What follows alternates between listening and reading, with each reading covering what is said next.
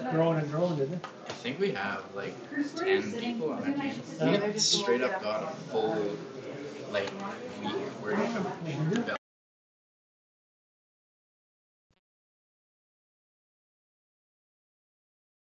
Our MVP, which is matching a patient with a care facility process. Lucky woman. And then he's alright.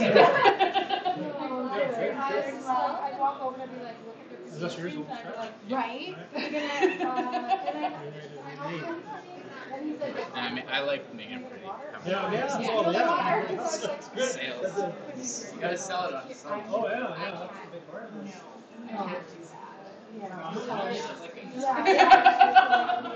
Yeah, good on ya. Self-analysis. Yeah, it's good. I've never done this, so it's great. Right? Yeah. No, I still, this is my third year, like just kind of hanging out, being involved, but yeah, I don't understand. Really grateful. Oh, I don't know what I'm doing yet. okay. Or are you judging? I'm not sure yet. Oh. Find out. Should we go out here?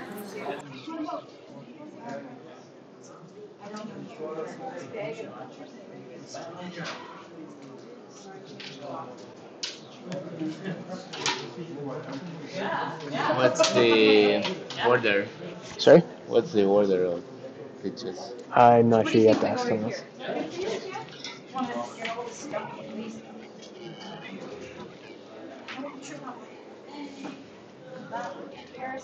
The order.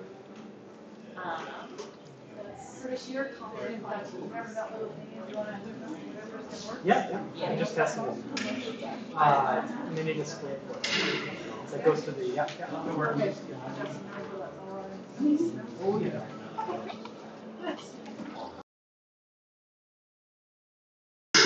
It goes to the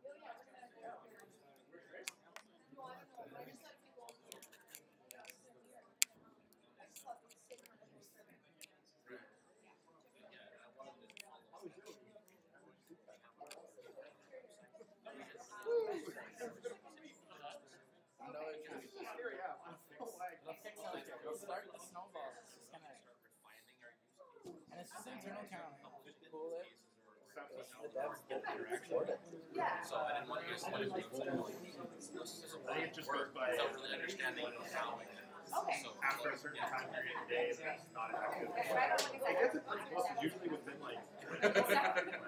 I'm the funding person. Oh, okay. Yeah, like the research. I understand the research. Yeah. Okay. So how did the weekend go? I mean, I felt pretty relaxed. Bill, we had a very consistent design methodology. I hope what we did is we took the pain out of it. We also wanted to get some kind It seems like it's pretty exciting. Everybody seems to have set the pace. Creates a little bit of everybody that's yeah, but I also wanted to if you have some getting some advisement transfers on it, but it may differ from candidates and married to a certain percentage. So That's good. Is that what we did? Is that what we found? We thought it was good. Try a bit of a plan for the future.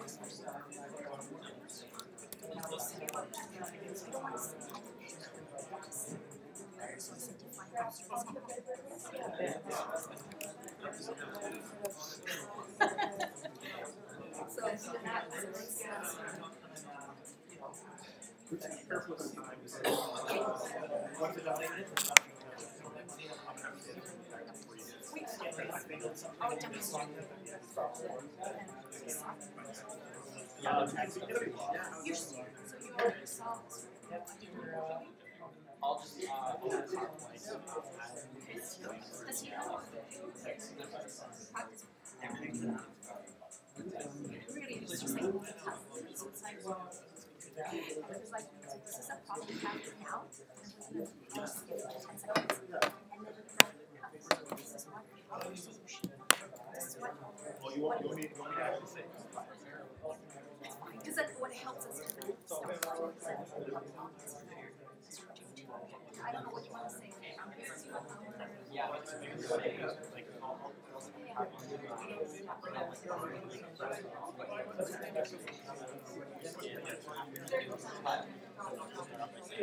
Here's the problem.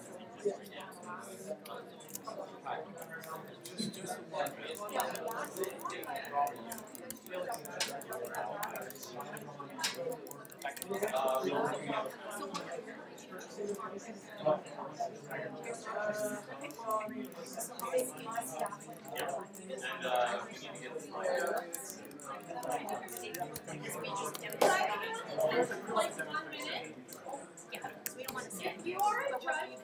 Please just stand in the corner next to each other, please.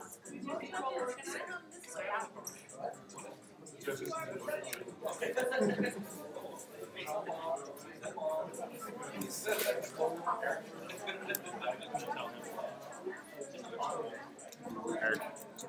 So, we're going to do, there's going to be like a pantomime presentation. We're going to talk about the problem definition, and then we're going to do another skit, but this time with the app. So once I start talking about the problem definition, when you see the what's the problem and with the words on the bottom, that's when we'll need you to connect. Or unless you're connected from the beginning, but we have the slideshow, so I don't know how that's going. We can do videos separately, so once each screen can have the slides still, and then Okay, let's just do it like that. okay. All the judges before cool. Thank you. No, you're not. I know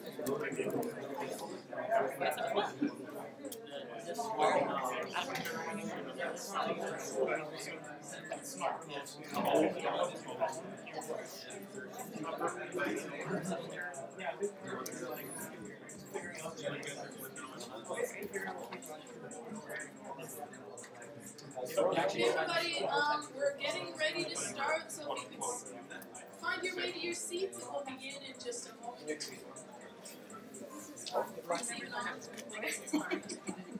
Everybody, please come and sit down. We are almost ready to begin.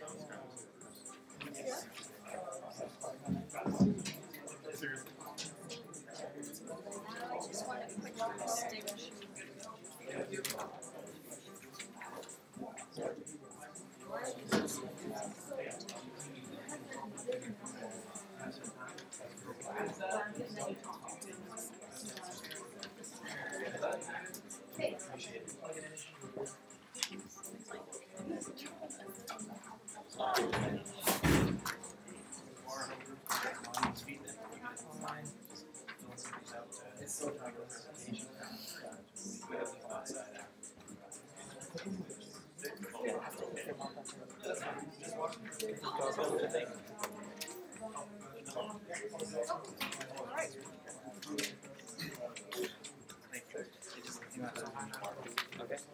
Yeah, go ahead. The people.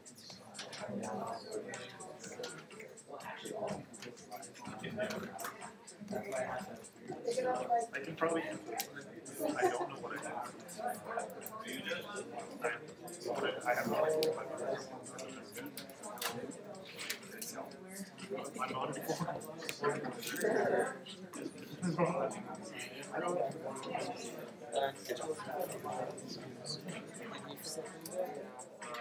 Entirely random order is this. I was just gonna but you know that's okay. It's not great.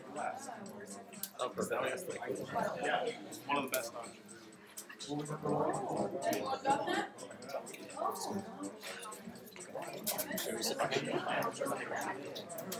I think it's fun. Because I don't think it's not easy, but I'll point it out.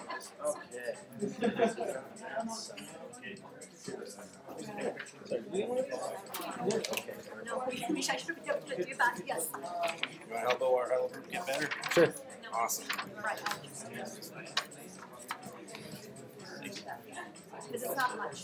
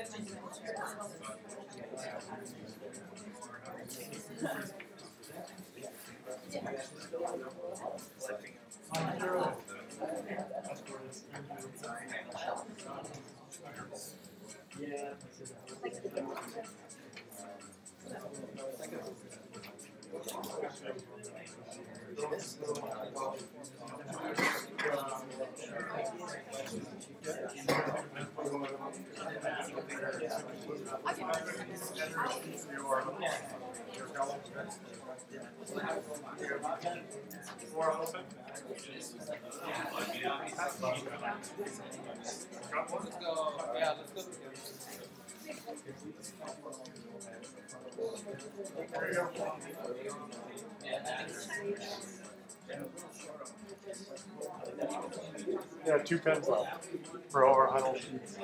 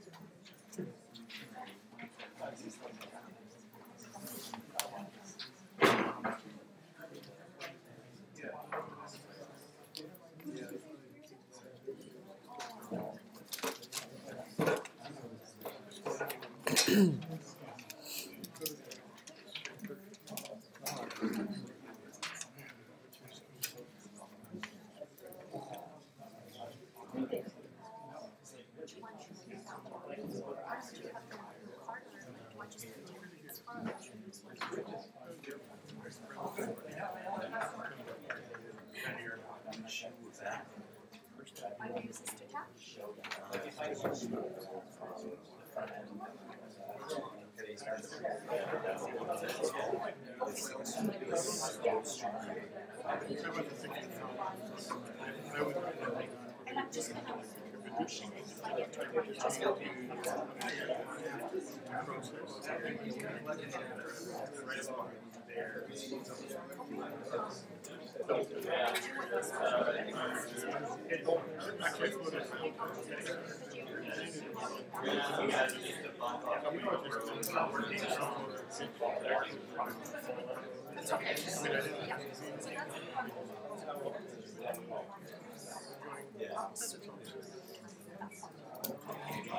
So that's a scenario.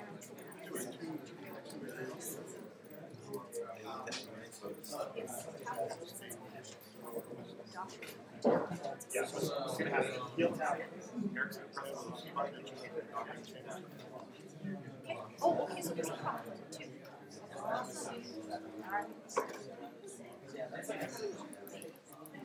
And we're gonna have the phone on that screen, and then the slides on that screen.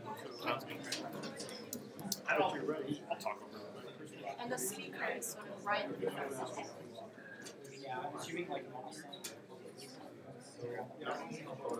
Did you see what order the pinches are in? Do you know which one? Yeah, we're last. Last. So, I think they have a timer, but I made the I almost never learned.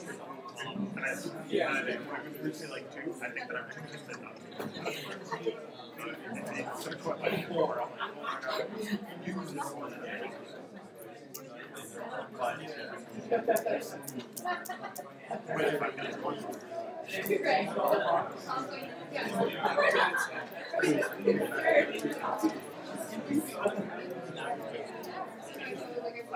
I never know.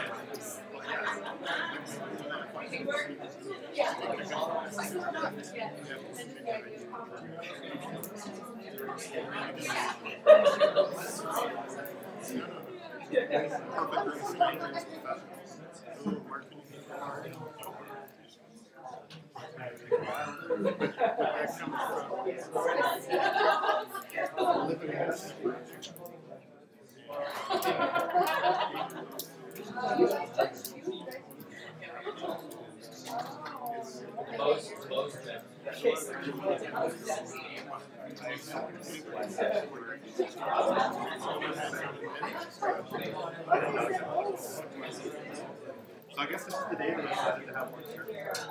We're going to listen to a couple of things that want to make this so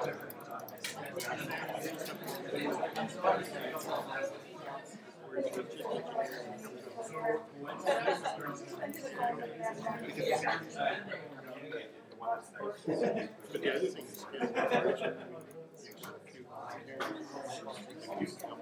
there's another day. Oh, it's Friday.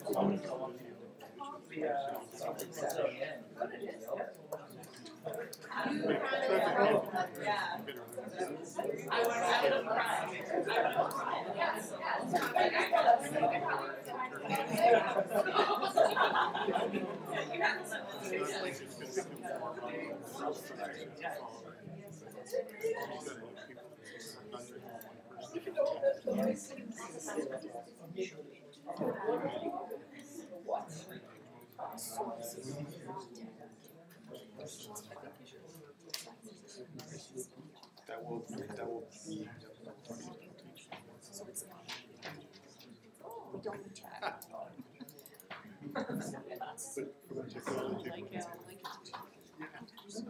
I might gloss a bit fine details of that because it's not really that important. Yeah, so if it gets asked. Sorry.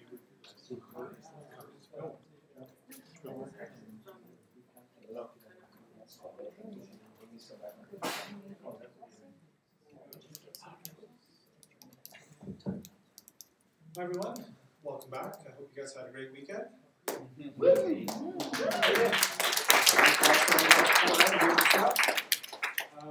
we're going to get going here, but to start off the session, given that today is Orange Shirt Day, we just want to take a quick moment and recognize that we are on the Treaty 6 territory and we're on the homeland of the Métis. I'm just going to make sure I'm looking at the right slides here. So we're going to get going here without further ado. So we're going to go through and we're going to do the presentation, or the team's going to come up and present what they've been able to accomplish over the course of the weekend. And we have a panel of judges who are going to be deliberating on how things are going. So how we're going to do the presentations is we're going to give every team 5 minutes to present. We will be finding some way to shut you off if you go longer than 5 minutes. And we will also give you only 5 minutes for questions, okay? We want to make sure that we're on time. If we're giving 6 teams 10 minutes each, that's an hour. We want to try to make sure that we move through this efficiently and effectively so that everybody can get out of here and get on with what's left of your weekend. Just to quickly introduce the judges for today. Starting on the far end, we have Mike Wazalowski from Lexonic Technologies. Stand.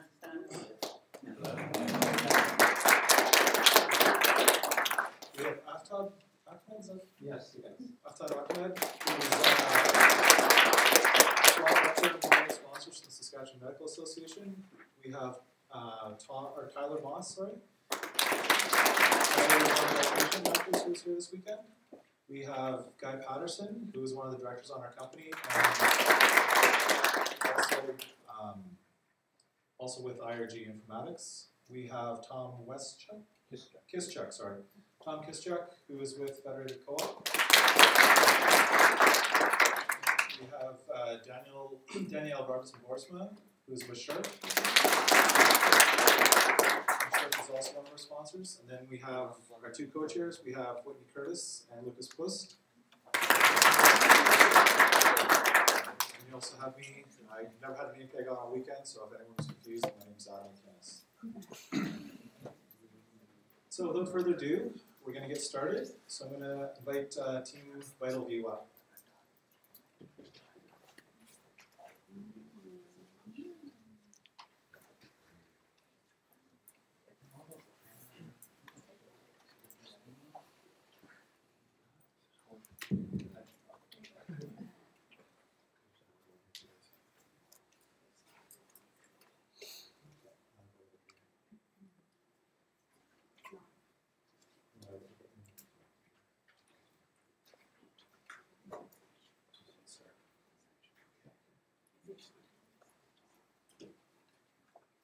Okay.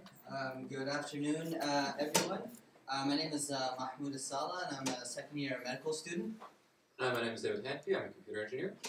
Okay, so we want to talk to you about what we created over the weekend.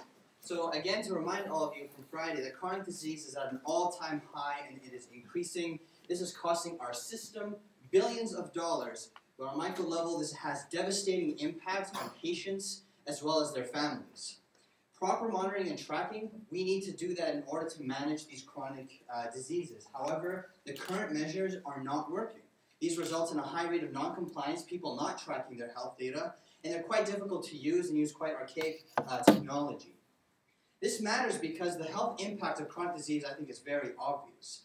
And we lose time by collecting data in the traditional way, and we're spending a lot of resources managing the effects of these chronic diseases, which are perfectly preventable.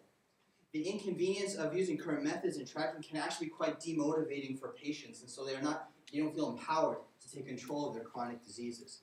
That's why we wanted to introduce to you today VitalView, which is an all-in-one solution to collect and track your health data, and is designed to be integrated into your daily routine. So as you can see in the slide here, it's your bathroom. Imagine you wake up in the morning, first thing you do, you look at yourself in the mirror, see this gorgeous heads-up display, and oh, there's a prompt reminding you, hey, it's time to take your blood pressure. So you go to your VitalView, blood pressure cuff's right there, grab it, put it on, starts taking your blood pressure, measuring away. Wake up. It's really not going to work. There, it does its thing, gets your blood pressure reading, automatically records that measurement, logs that data for you. You don't have to write anything down, and then, boom, you're good to go for the day. That's your blood pressure measurement done. So with VitalView, it's a smart mirror that also acts as a hub for all your medical measurements that you take at home, your primary vital signs, things that physicians check all the time, things like blood pressure, blood glucose, heart rate, oxygen saturation, things that they'll do all the time when they see a new patient. common stats they want to be monitoring long-term, especially for patients with chronic diseases. So what we did over this past weekend at Med.Hack is we started with the basic concept that used to be a standalone device. We then moved to the concept of, oh, hey, let's do a smart mirror. It slots right into patients' daily life, fits perfectly into their routine, and makes making all these measurements convenient, automatic, and just generally fun to use. You got this fun app set up right in your bathroom. So basically, to move this project forward, we're looking at a budget of about $2,000 over a time frame of about 2 months to really get a good proof of concept system going. We've identified some modular, ready-to-go, off-the-shelf hardware solutions.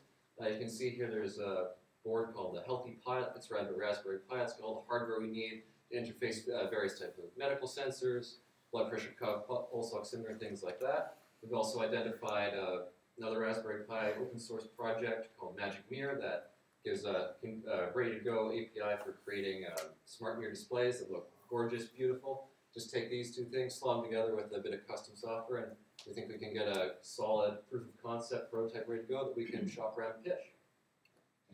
So we have very clear objective measures of success. If patients are using our device, are they getting better blood pressures, better blood glucose? Are they using the device more often to collect their data? Are they saving time collecting all this data as well? In the future, we hope to actually integrate this with EMR systems, electronic health records, as well as maybe chip that we heard about over this weekend, so maybe patients can have that data as well and share that with their GPs. Primary care nurses, for example, in an emergency situation, they can take their vitals, make a decision should they be admitted or not, as well as a lot of implications for research as well. So we want you to join our team. We are looking for people to help us move VitalView forward and make it into a reality. So if you are interested, please come and talk to us after the presentation. And I just want to take some time to thank Will and Derek for helping us to hack the sweet prototype and demonstrating it, as well as the Med.Hack organizers for facilitating this awesome experience. And of course, all the participants for their useful suggestions, all the inspiration. You guys have made this such a great experience, and I really appreciate that. And of course, all of you, we want to thank you again for your time and attention. So, any questions?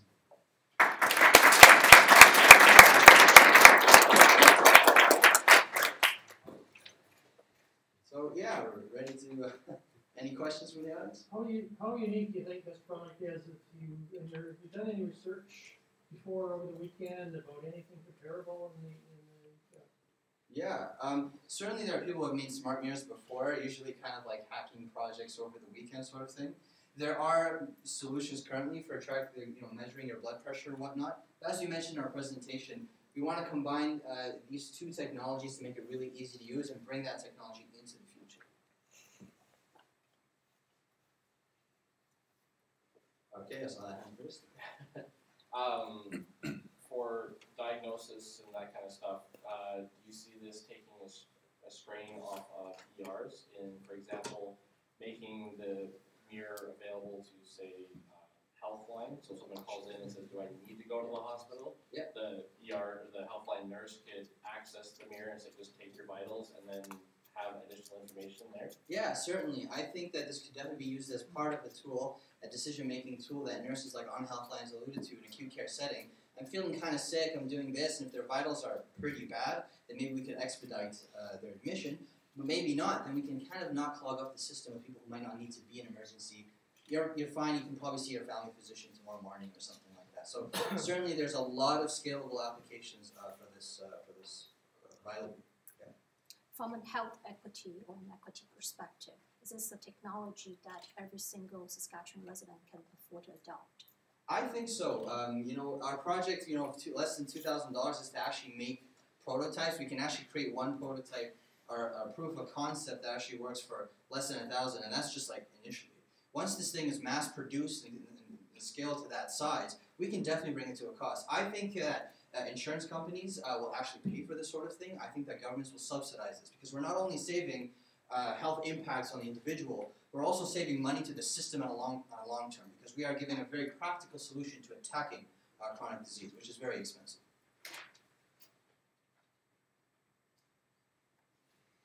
So you were talking about chronic disease management, but yet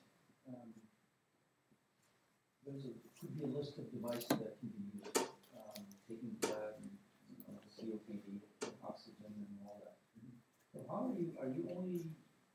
focusing on diabetes at this point, the way I see it, or is it like when we're talking about chronic disease, but certainly most of our solution that I see is focusing on diabetic patients. Great. That's one question. The second thing is, have you also taken into account the variation in patient population?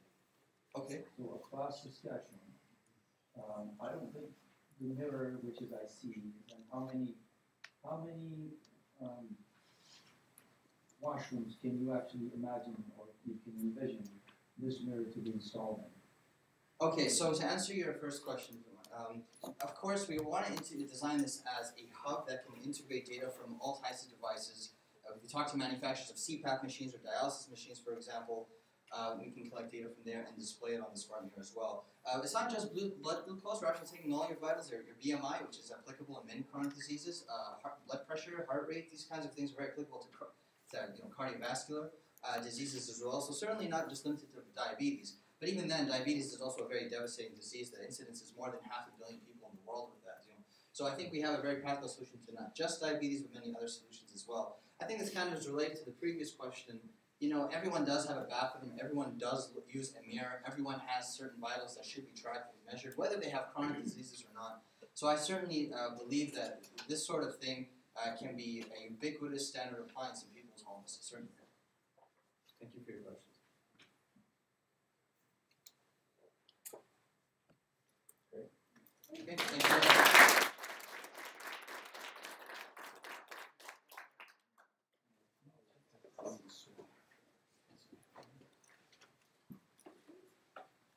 All right, thank you, Vital View. The next team will be OR Huddles. They're just getting their AV set up right now.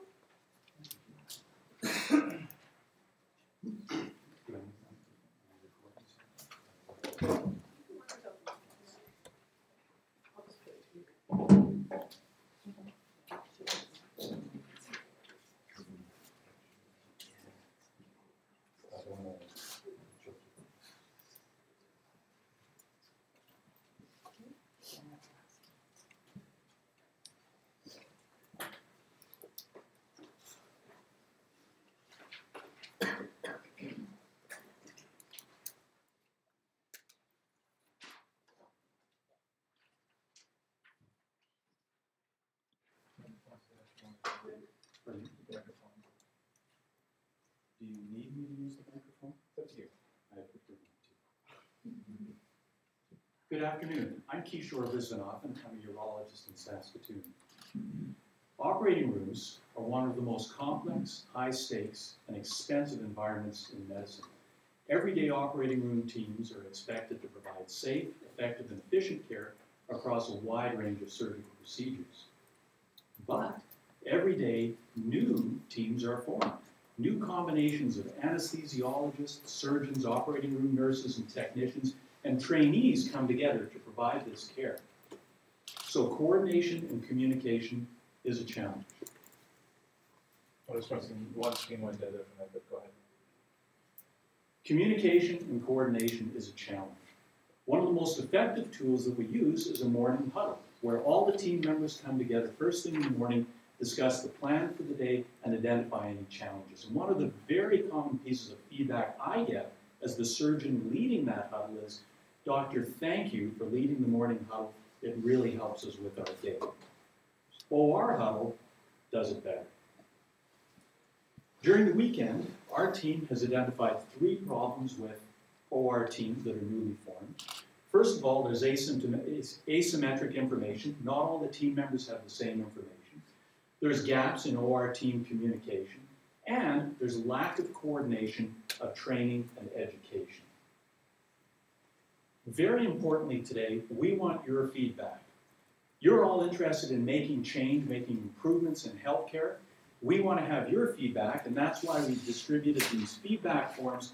Please take the time to make some notes during the presentation and come and visit us afterwards. There's pens over there. I want to walk you through the day of an OR nurse who's using OR Huddle. Jane Doe turns up at the hospital, signs into OR Huddle, and this is the screen that she sees. This is the schedule that she has today in her operating theater. We see the time and the procedures, the surgeon she's working with. Her first procedure is bladder tumor removal. She's going to click on that. That's going to take her to a timeline that expands to show what's going to happen during this procedure. Jane is a fairly new OR nurse, and she'd like a bit of a refresher on what happens in this procedure, so she's going to click on preparation. She's also never worked with this surgeon before, so she'd like to virtually meet him before the procedure starts. She'll click on that and find out a little bit more about that surgeon. She'd also like to know about this bladder tumor removal procedure. She's going to click on that, and this is going to give her some cues as to how to position the patient, the equipment that will be necessary, and some tips on how to get the procedure started smoothly, as well as some things to watch out for during the procedure. At the lower part of the screen, you can see that she can also get access to some videos that will instruct her further on what the procedure involves, or the right-hand video that will tell her more about bladder cancer in general. She wants to know the equipment setup so she can arrange things effectively, and so she can go to this page, which will show her a photograph of how to set up the sterile tray for the surgeon. Everything so far has been standard operating procedure, but there's an alert tab here, and this is an alert the surgeon set that morning to indicate that there's some atypical equipment needed. Today, the surgeon wants a size 26 scope rather than the usual size 24 scope, and so the nurse is notified of that. The procedure goes along smoothly, and Jane Doe clicks on the post-operative button. OR Hub will provide a library of common procedures across surgical specialties. These will be customizable according to surgeon preference or according to individual surgeon need. There'll be task reminders provided as needed in the context of the progress of the procedure, and training and education resources are integrated into this tool.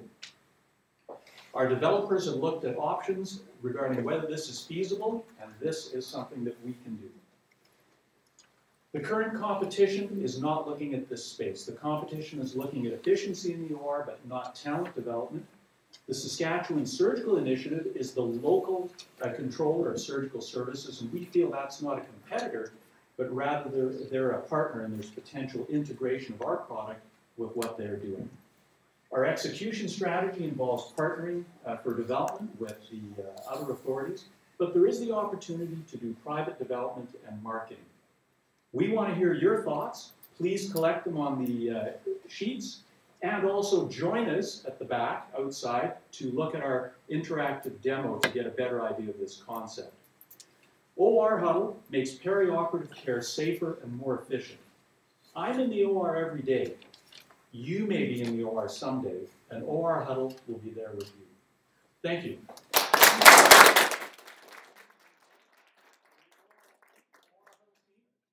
Team, would you join me up here?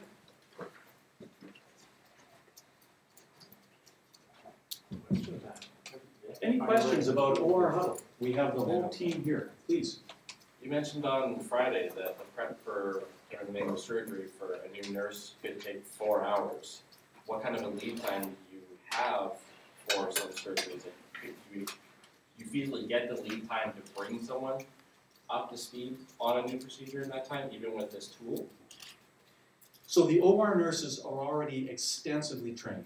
They are extensively trained in a wide range of procedures, but like any of us, we may not have done that particular procedure maybe for 6 months or even 12 months. And so in this case, they can look at the tool the night beforehand because the schedule is available, or the refresher tools, the refresher videos would take 5 minutes, maybe 10 minutes. So yes, this can be just-in-time education and refresher. Thanks for that question. Any other questions? How adaptable will this be across institutions and across provinces? How big a scope do you see any limitations to the thing done in England or Japan? Same thing applied around the world? No. I think this project can be scaled because operating rooms are consistent in the process that they use and the challenges in communication. So this can be scaled across specialties, across locations, across countries. I don't see any limitations because our intent is to build it as a generic platform that would be populated to some degree by OR Huddle, but also by individual institutions so they can customize it. Thank you for that question. Mike? What's your distribution and monetization model? How are you guys going to make money? And how are you going to get it in hospitals? I don't know that we're necessarily going to make money, and that's not necessarily our intent. I'll admit that when I brought this project here earlier in the weekend, my intent was to make this a company and make money. But what I really want to do is solve this problem for me tomorrow in the operating room. And to do that, if it means partnering with healthcare organizations who aren't going to pay a lot of money, but will develop this, that's a solution for me. So I want to get this solution out there. I don't necessarily want to make money with it. Any other questions for the team? You've got some people who thought about the development. Actually, follow-up to that. What's the minimum influx of money needed to keep this sustainable, just as a non-profit open project? We've only thought about what it would take to get to the next step in prototype. And what it would take to get to the next step in prototype is for me to buy these guys pizza, probably for about 6 working sessions. So I think that's under $500. That's a fair answer. Just extending that thought further, as a surgeon, what do you think is the minimum viable product? At what state would you be willing to let this technology into your operating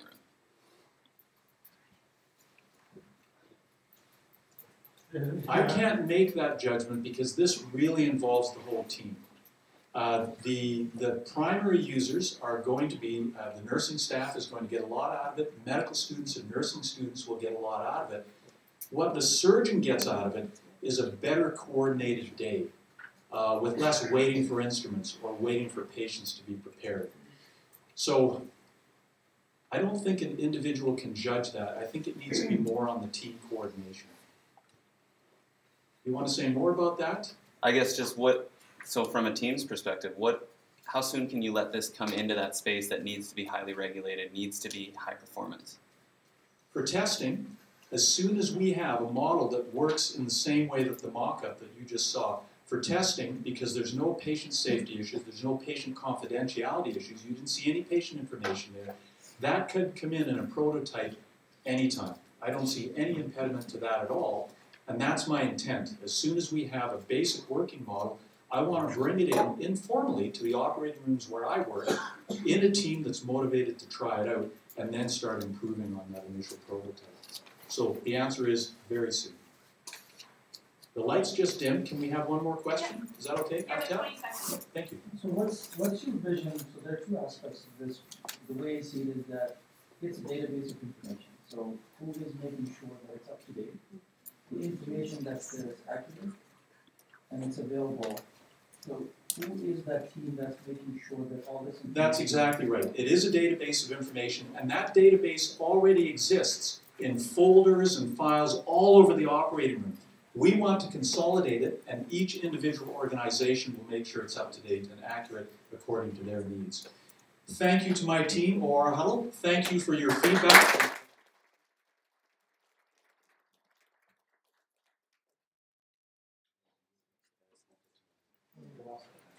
All right, thank you very much. The next team is 3D Solutions. Come on up, please.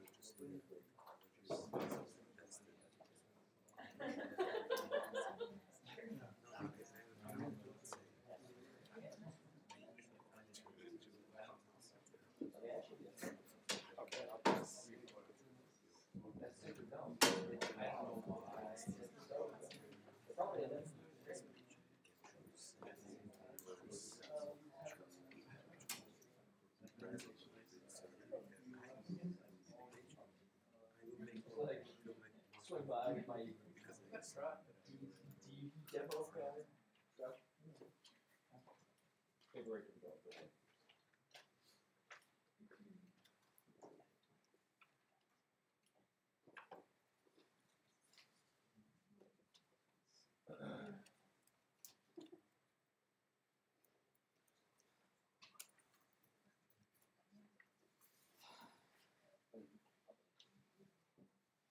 There's a few technical issues here.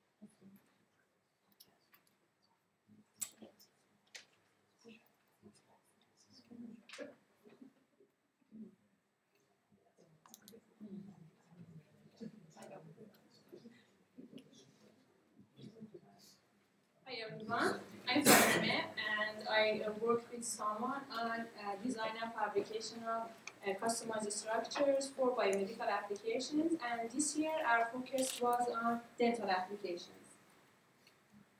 As you know, dental implants are the current solution for the tooth loss, and they are artificial roots placed into the jaw to hold the crown. But as you can see here in this news published in BBC, dental implants can cause nerve damage. So what's the problem? The problem is that this nerve damage can cause implant failure and also dental malpractice lawsuits for a beginner surgeon due to the lack of the experience. As a solution, dental implant guides are designed to address this issue and provide the safe and accurate placement for dental implants. I'll pass it to someone to present the rest.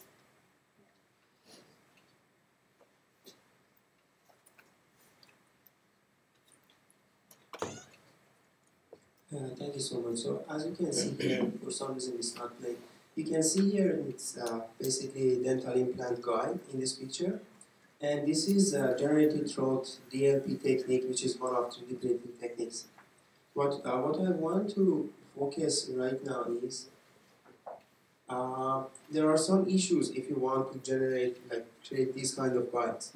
And the first one is, as you can see in this picture, there are lots of noise, and also it's really hard to distinguish the soft and hard tissue in order to generate the guide. And this is one example of what will happen if you just have the raw data CT scan of the patient, and then you want to process it to make the guide, and you can see that it's not really feasible.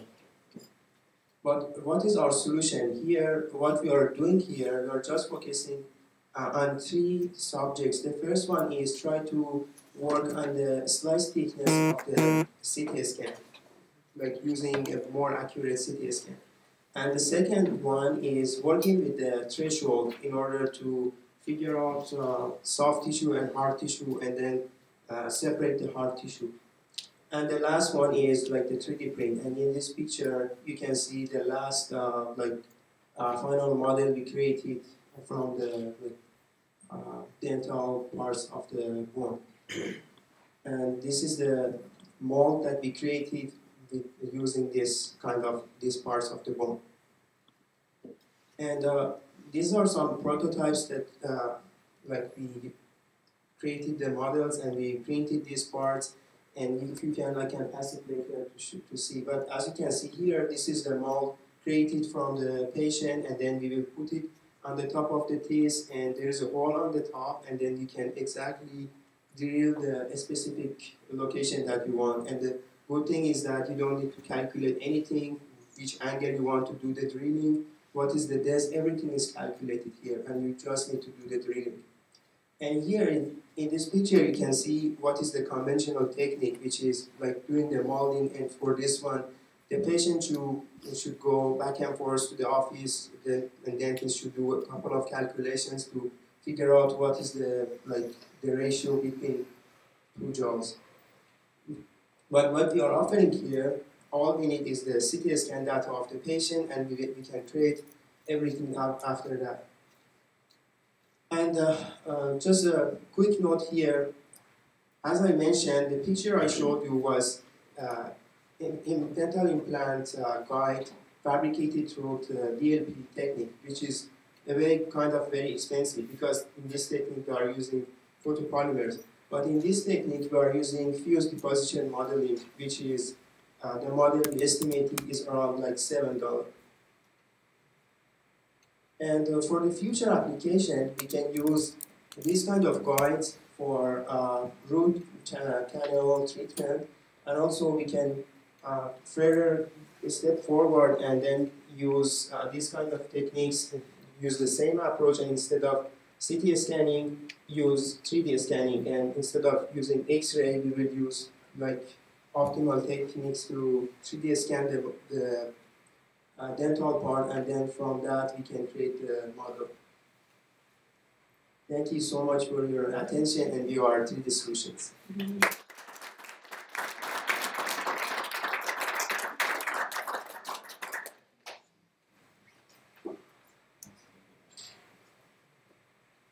Are there any questions? I'll start it off. So what are you guys actually offering as a product? Is it the software to do the analysis of the CT, or? So the first, this weekend, once I teach my idea, I offered that I'm going to work with some software developer, because there are some software available in the market, which is kind of expensive.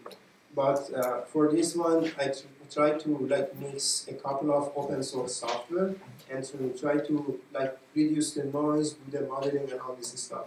So with this one, and also I use a student version of the expensive software, but with limited options. But we could finish all the steps and create the final model. So it's an improvement sort of on the software that's available using. Yeah.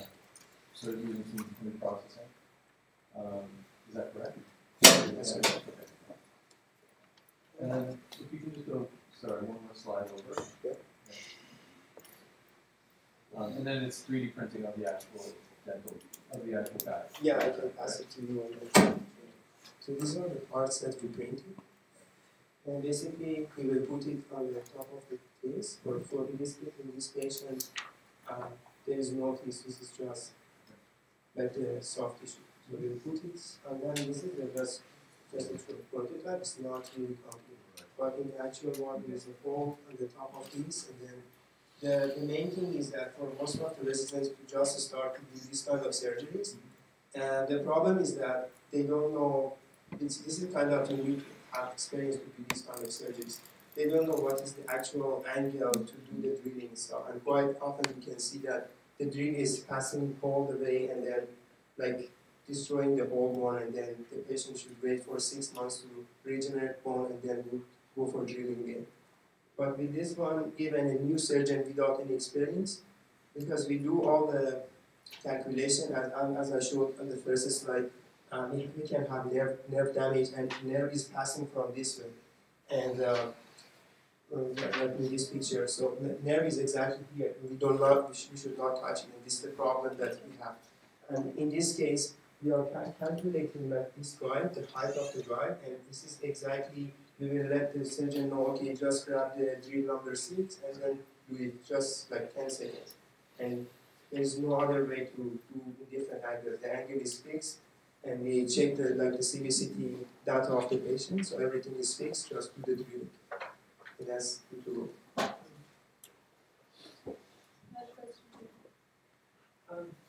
I have a couple of technological worries. My biggest one is you mentioned using additive 3D printing, going to the more common plastic systems that we're commonly used to seeing.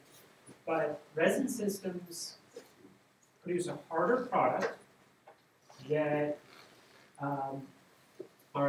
would be smoother for an active drill moving. There's a reason why there's an entire company that everybody would love buying that can't produce enough just to satisfy dentistry for the models you produce. So have you verified that the softer material of the additive printers is still safe to use for the application you're proposing? So are you, like, your concern is what types of materials you are using to create the model? No, to create the guide. Because, I mean, yes, the cost of device, there's radical difference, but the cost and time of printing, as of about 4 years ago, is about the same for the two different techniques, for the photometric resin printers and for the traditional deposition printers. Okay. So why switch when, like, is it safe to switch? Okay, I guess I understood. So the thing is that if you want to use that kind of resins, it is photopolymerized polymers, and quite often they have some toxic solvents. If you want to go for dental grade resins, it's very kind of expensive. But what we are offering here by using this FDM technique, we are just using medical grade FDA approved filament, which is available in the market. And that's, as I showed you, the estimation is way cheaper than using the DLP technique. But the DLP technique is kind of accurate. What we did here, we focused on reduce the noise, make sure that everything is accurate based on the model, and try to calculate the shrinkage of the polymer because we are using FDM. And then use the same approach but with different technique. Okay.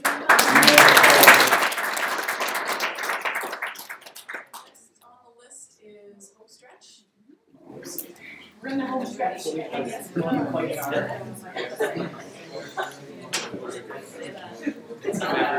knows. I'll take away everyone. I'm not talking.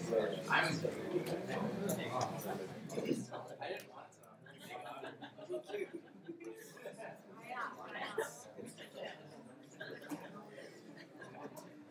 It's appropriate and inappropriate sometimes.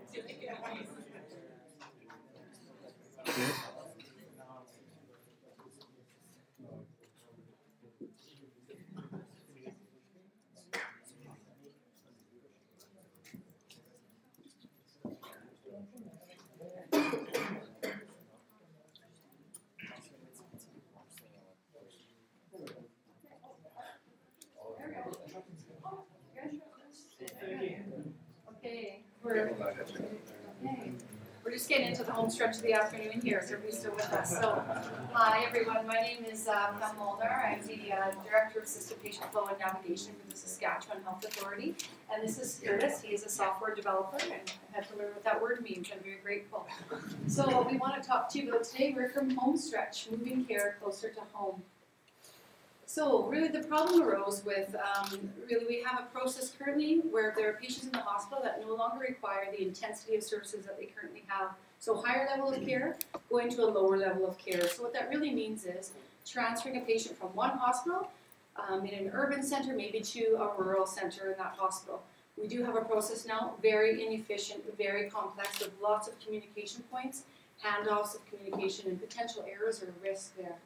So what that does then is it creates bottlenecks in our system to where the patients that are in emergency, that are ready to go up to that bed, can't go there because there's people here that could actually be transferred somewhere else. So it's the process where the inefficiency is. These patients in emergency can't get that care in the right place. As you can see, this is our current process. There are so many different touch points. Those are those rectangles. Big things that came out of that are we're faxing information from the unit to someone that does this work. That person then faxes it to a rural hospital. They have to review it. This creates long, long delays, as you can imagine. Those kind of starbursts at the top there are all sort of opportunities where there's a lot of inefficiencies highlighted there. So what we're proposing really is a secure web app for that to facilitate that transfer from that higher level of care to a lower level of care. This is really two parts. There is, the first part is really what I would call a facility database. So right now we don't have something that has all the facility services in one place. It would list the locations and all the services there. The second part of this would really actually be about the communication. So how we would use that tool in that communication to have a user interface between the sending and the receiving site so that they know the same information. It's really clear that that patient can get that appropriate care in that receiving site. Okay, and the big market really in a sense would be any of the hospitals. So whether you're urban or you're rural, that would be current market, and then for expansion it could be long-term care facilities, etc. Where would we do some of those transfers? So Curtis is now going to talk about what does this look like? What's we came up with this weekend? All right, so I'm going to go through how we're going to take the fax machine out of the patient transition process. So what we're going to do is we're going to work through our live demo of our MVP that we built over the weekend. So everything's like running the database, the server is all running on that machine. So we're gonna take it for a whirl, live whirl here. Okay, so we see on the first page, we're gonna enter some information. So for this test, Meredith is an individual from Humboldt, Saskatchewan. She's currently at the St. Joseph's Hospital. And you see we have some other information there. Next page, we enter some of the information. So Meredith suffered from an overdose, and essentially now she's able to move to a lower standard of care.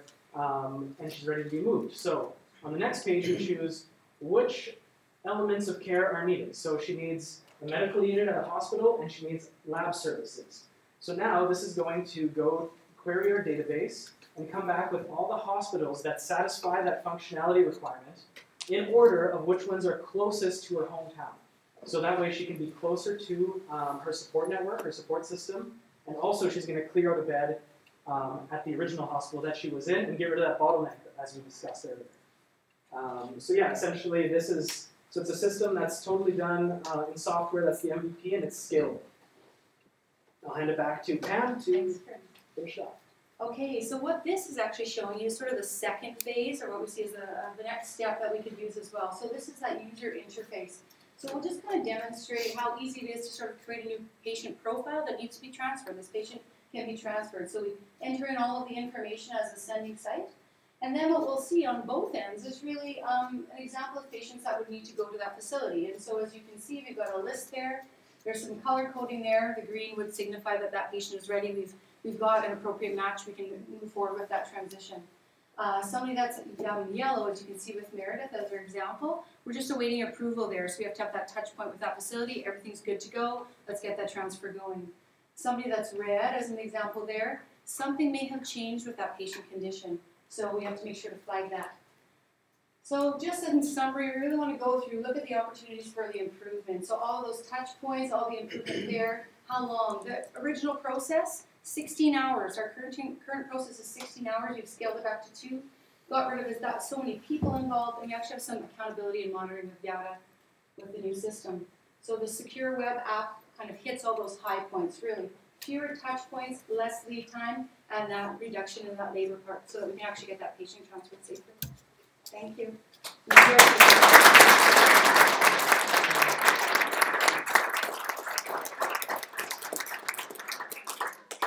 Just like to open the floor. Any questions? Sure, go ahead. Okay, so in order to make this product live, you need all the hospitals to bind this together, right? So it's like, what is the point? Let's say only one hospital has this system, the other hospital doesn't have. Your interface cannot link together, right? So what is your strategy to persuade all the hospitals in the Saskatchewan to have this system? Okay, so my job is the Director of System, Patient Flow, and Navigation. So that's actually my job, is to come up with strategy. So I go back to work tomorrow morning, right? So out of this, that's why I wanted to really look at sort of 2 parts. What can I implement tomorrow? And that's really the facility database. So I do have influence over being able to do that. There's no patient information on that, actually. So that is just really a database. That's a tool that we can use. Secondary to that is then there's the other part where we would have that interface with we'd have to integrate with our privacy, et cetera, in our current systems. The opportunity that we have that's really ripe right now is we are one provincial health organization, right? Saskatchewan Health Authority. We were 12 before. We are now 1. So I have a counterpart in Regina. We would have, there's governance and things that we could look at for provincial spread of that and endorsement. So that's my job to do that, to influence that. So there's some viability there. Thank you. Sorry. Oh yeah, sorry. Sorry, I'll grab Guy and then I'll grab Kishore. Yes. So what do you think the market for this? How unique is what you showed us to Saskatchewan? Can this be scaled to Ontario's got quite a bit different system with CCACs and LINs and all those kind of things. How much of that is acronyms, and how much can this just be adapted to fit into different interconnections of multiple health regions, multiple hospitals, and multiple care facilities? So are you specifically asking kind of like What's your market? What's the market? The market. Outside the province. So Dustin would like to really expand, and he taught me about, what's that word that you told me about? Monetize? I've never heard that in my life.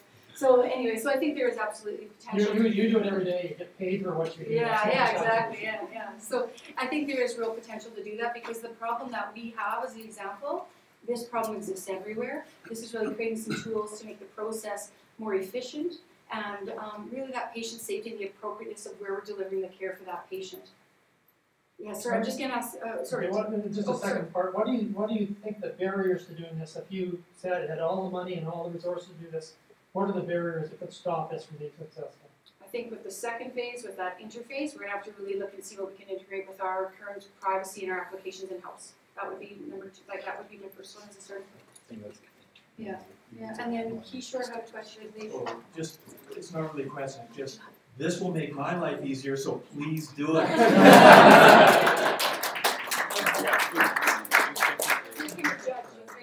Sorry, that was another question. So I understand where the maximum is coming from, but I didn't see anything on the communication end, because there are two sides to this. Yes. How are you getting communication back and forth between two facilities? Right, so one who is transferring and the other who's accepting. Justin wants to take a crack at the technical part of how that was built. Basically, like looking at the user interface, this is actually mirrored on both ends. So this is the same screen that the receiver and the sender see. So when you're talking on the phone with that individual about, say, George or Meredith, you're actually seeing all of that information that's the exact same on both ends. And then it's mainly used as a conflict resolution tool, because it's red, because they flag they don't have physiotherapy. But maybe that's because they don't have physiotherapy over the weekend, and George can actually wait until Monday till that person comes back, so then we can re-toggle that person green. And then that person's still going to go out the door in those 2 days. They're just going to wait till Monday for their physio. The communication medium is the telephone? This is the conversation starter to do the problem solving in over the phone, likely. But this is the ultimate tool to let you know that a conversation has to happen right now. So this is really the starting, this is the foundation of what they have. But because we work with people, we need to make sure everything's good to go. The system is showing us green. We have a 5-minute conference call, which we do now, which is great, and I would not replace this to say, we just want to verify that all the details with Meredith are still accurate and correct. Your services are the same? Absolutely. Let's book the ambulance. That's that verification phone call. We've got that kind of built in the background process, but in a 5-minute presentation, I think we could go through the whole. But that's where that would be a verification confirmation on that phone call. Actually, just to add to that, if you can go back to the mock-up, yeah. So on the left there, there's managed facilities. So that's something we didn't show in this UI, but the idea would be you would show which services your hospital can offer in this kind of thing. So a lot of it is captured in there. So the lights are dimming. Oh, is there time for one quick question? Or we've got 15 seconds. 15 seconds. Go for it. I just want to ask, what would be the cost to implement this over all hospitals? For example, in Saskatchewan, would it be a really high cost to implement this? I think the first one, not necessarily, no. That first part with the database. The second, the real issue might be with the privacy, but we're all internal one provincial budget, so we would have to give priority, which patient flow is a ministry goal and priority. Thank you.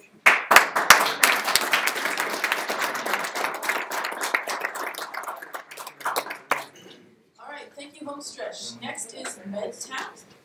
Is Med.Hack ready to go? Yeah.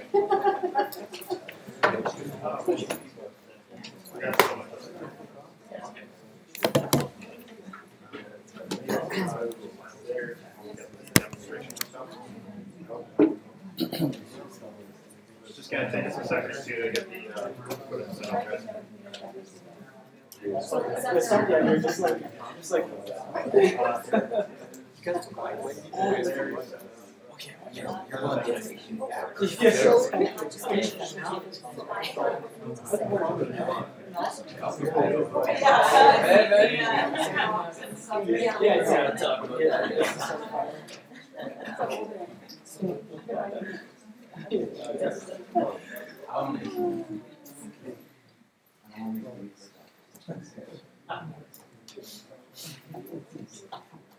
So our presentation slides over there.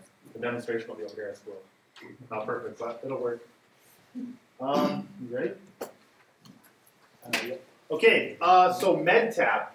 I had a lot of fun this weekend with Med.Hack, and we're just going to keep having fun here. So it's going to get a little bit weird, but what is, what's going on? Where's my slide? Well, not a big deal. So Anne had a really good pantomime little presentation of how to pitch, and I think we'll just go back into that. Let's just go look at that problem again. Why don't you and Rodrigo show us where this problem is? Okay. Eu não estou me sentindo bem. How can I Que coisa help é you? essa? What's your name? O que você está falando? Eu não estou Does entendendo anyone nada. else? Let's hold on here. How long is this interchange going to happen? We're losing time. What if Rodrigo was unconscious? How would we get any emergency medical information from him? We already got a problem here. So when we really look at this, we look at the pain points that we have.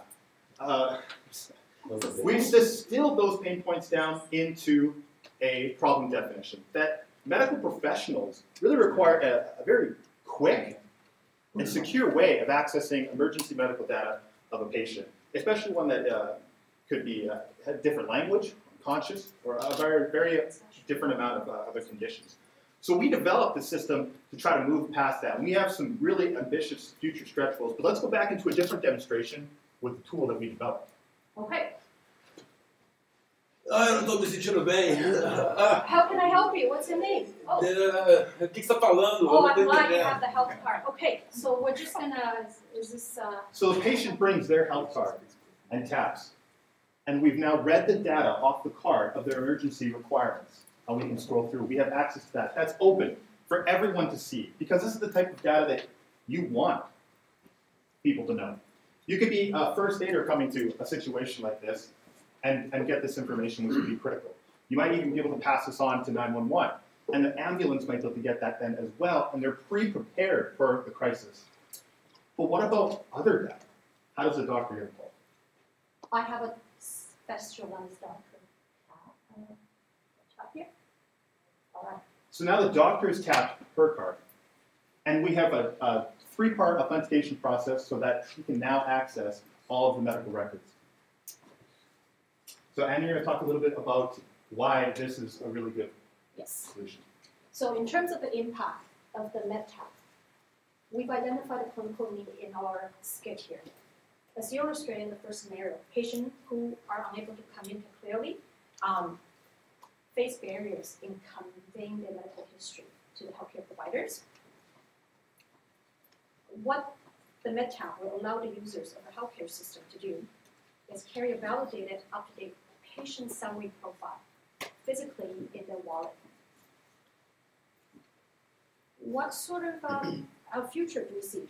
If we could fully implement and realize this in Saskatchewan, potentially greater, Med.Hack can improve health outcomes for patients requiring services in the emergency department, especially those who are unable to verbalize their own medical history.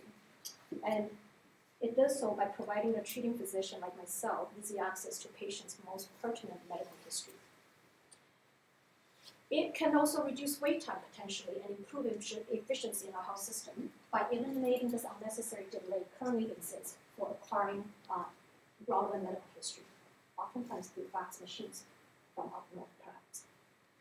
So these are the potential impact, and we do have identified existing technology that could actually make this operational. To the So this is some of our solution architecture. I want to come over here and point a few things out. So the client card contains that emergency data. When they do the tap, they get into this public data sphere, and that for us to read. Of course, if the medical professional uses their secure card and taps, we can use an offsite verification process to get into this advanced data. probably the local protected data and allow us to edit this type of information. They cannot see the content. So we can. Yeah. Okay. We move into those spheres, and mostly what we want to accomplish is we want to get this everywhere with all your health cards. The rest of this is a future goal. Go next slide. I'll skip that one. We know about hip-hop. We have considered hip-hop in the design. Yeah, so yeah, that's the immediate action. I guess we're at time. Can't plan to take too long. You have like 30 seconds. Okay. Future steps, we're going to meet with all stakeholders to get money and trial it, pilot it, evaluate it, and go on there.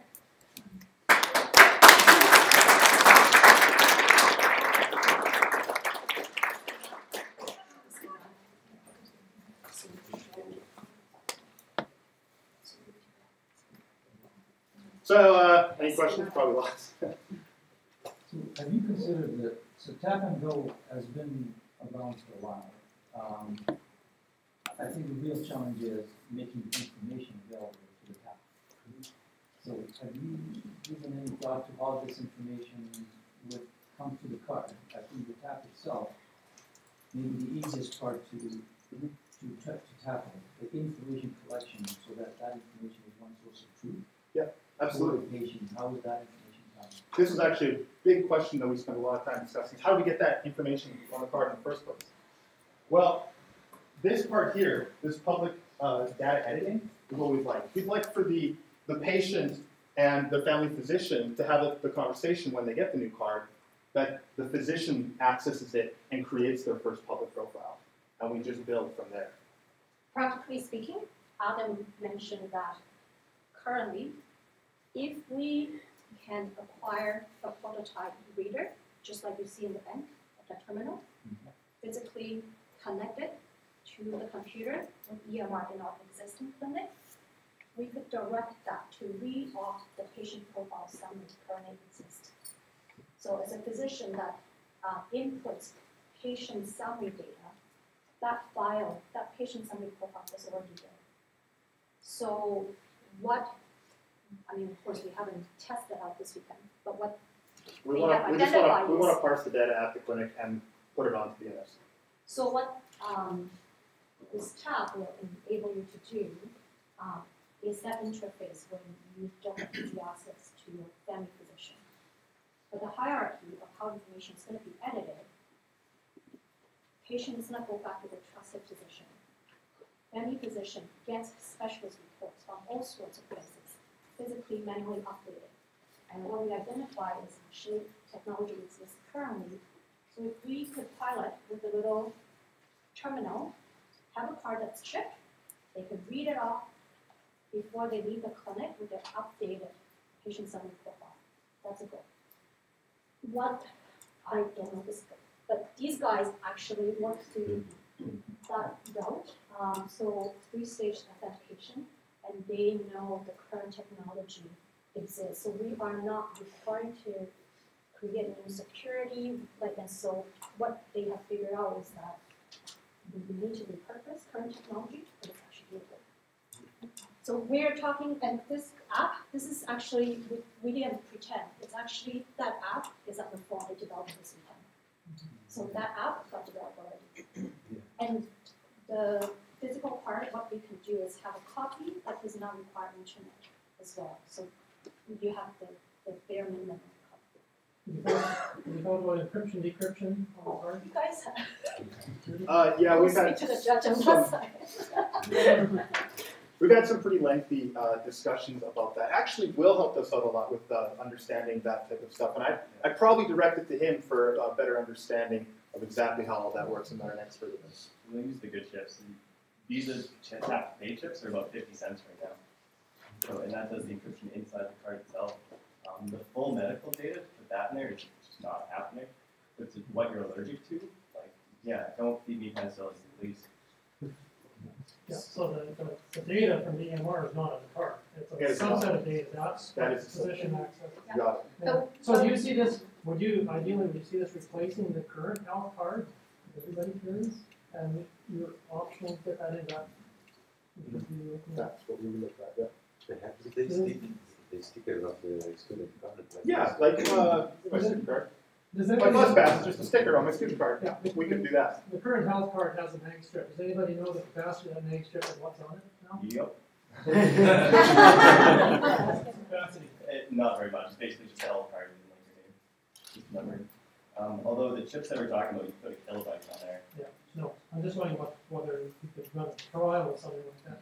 I think one of the value is. We should probably answer some other Oh, questions. sorry, There's another yeah. question over here. Yeah, there's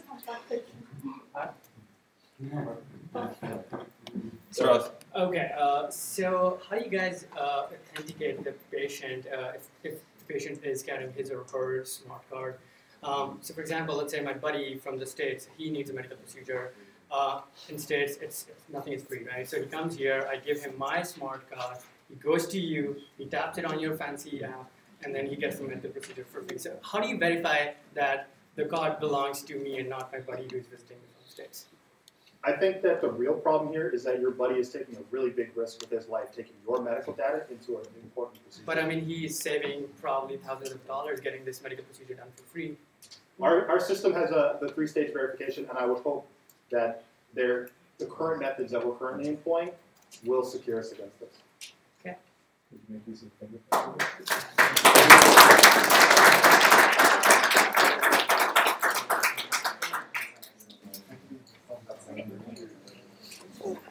All right, thank you, Med.Hack. Last is Med Assist.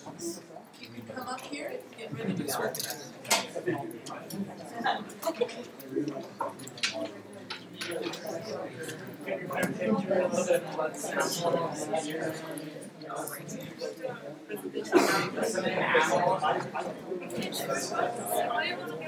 Show us.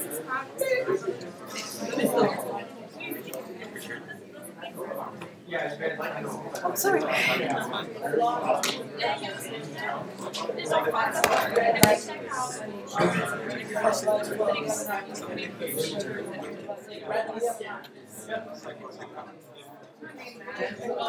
HDMI cable, maybe you might want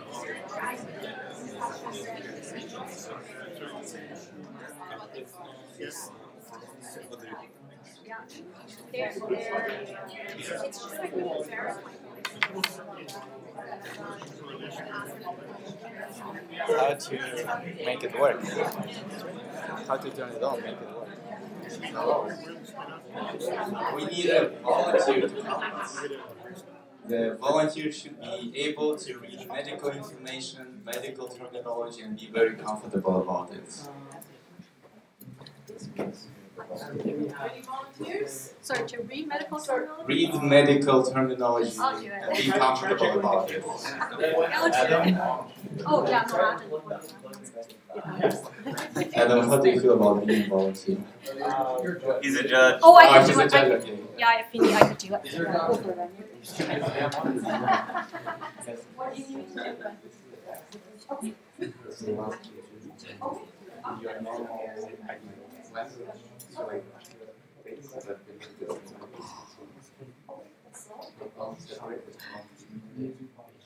Just grab a chair.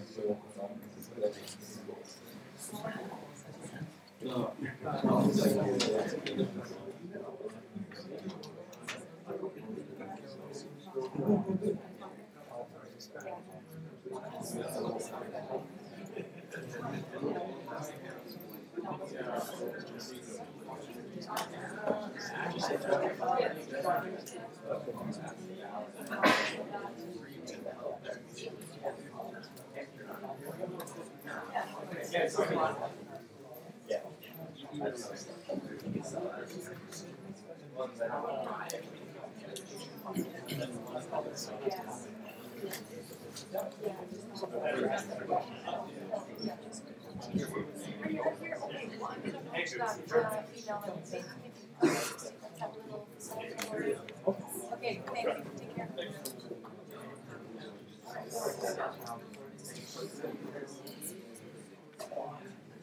Take care.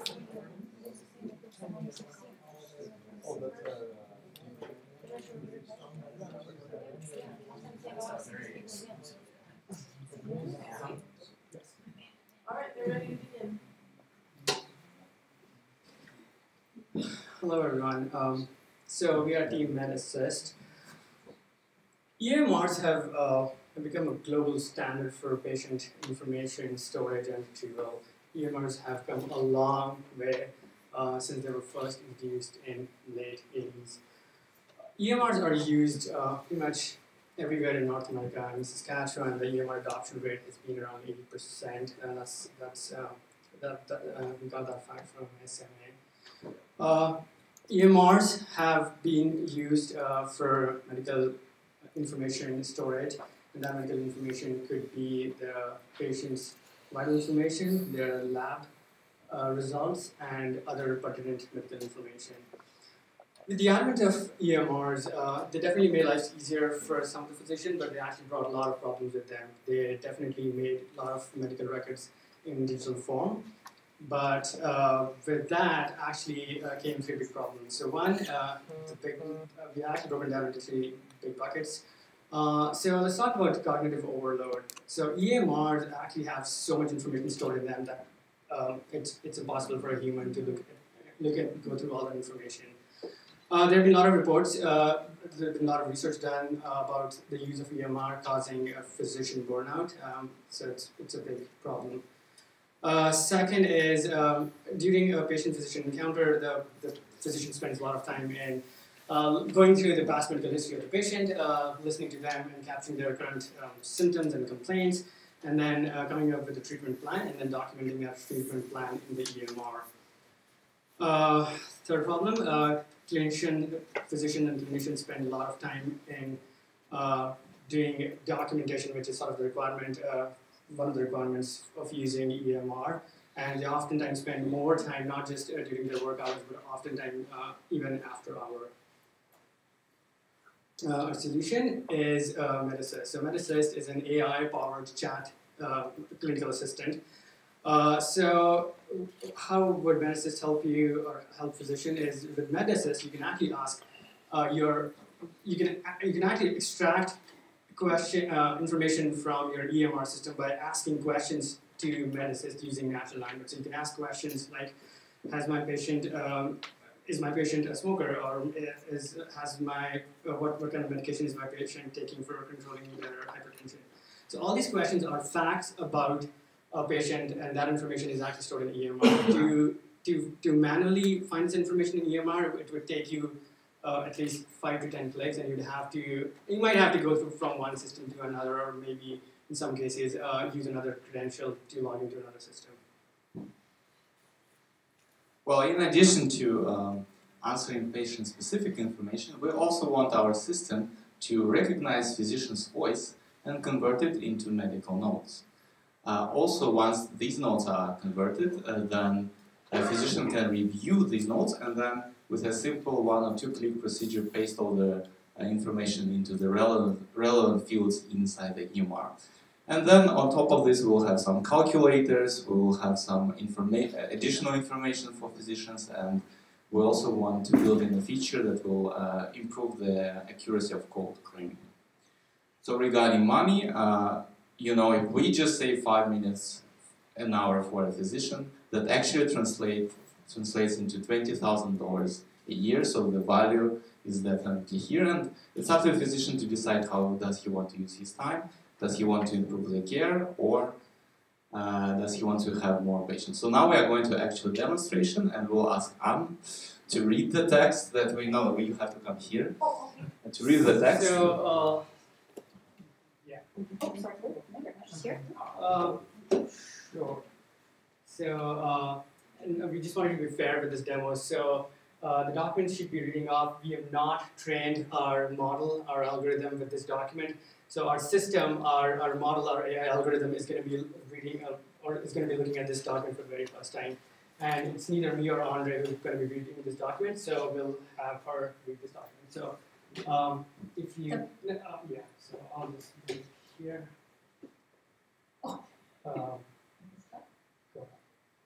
The patient was seen 3 to 4 days ago at City Hospital ER and underwent.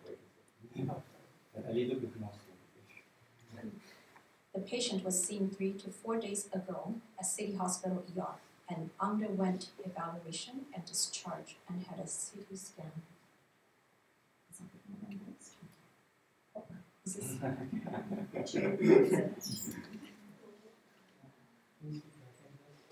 patient was seen 3 to 4 days ago at City Hospital. Oh yeah, go ahead. Sorry. And underwent evaluation and discharge and had a CT scan at the time. And she was told it was normal.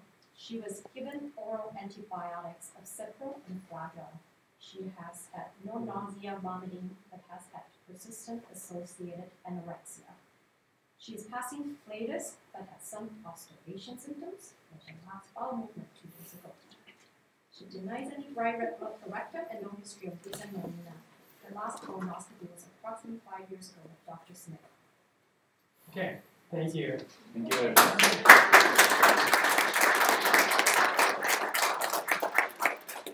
So now we have the speech of the physician converted into text, and I'm now going to... We're going to move on to questions. Yes, I'm just going to hit this Question. button and then... What happens when you analyze the text? So when you hit analyze text, it actually extracts key clinical entities from this text. So our algorithm understands medical terminology. It can extract clinical finding, finding value, lab tests, procedures, medications, and more.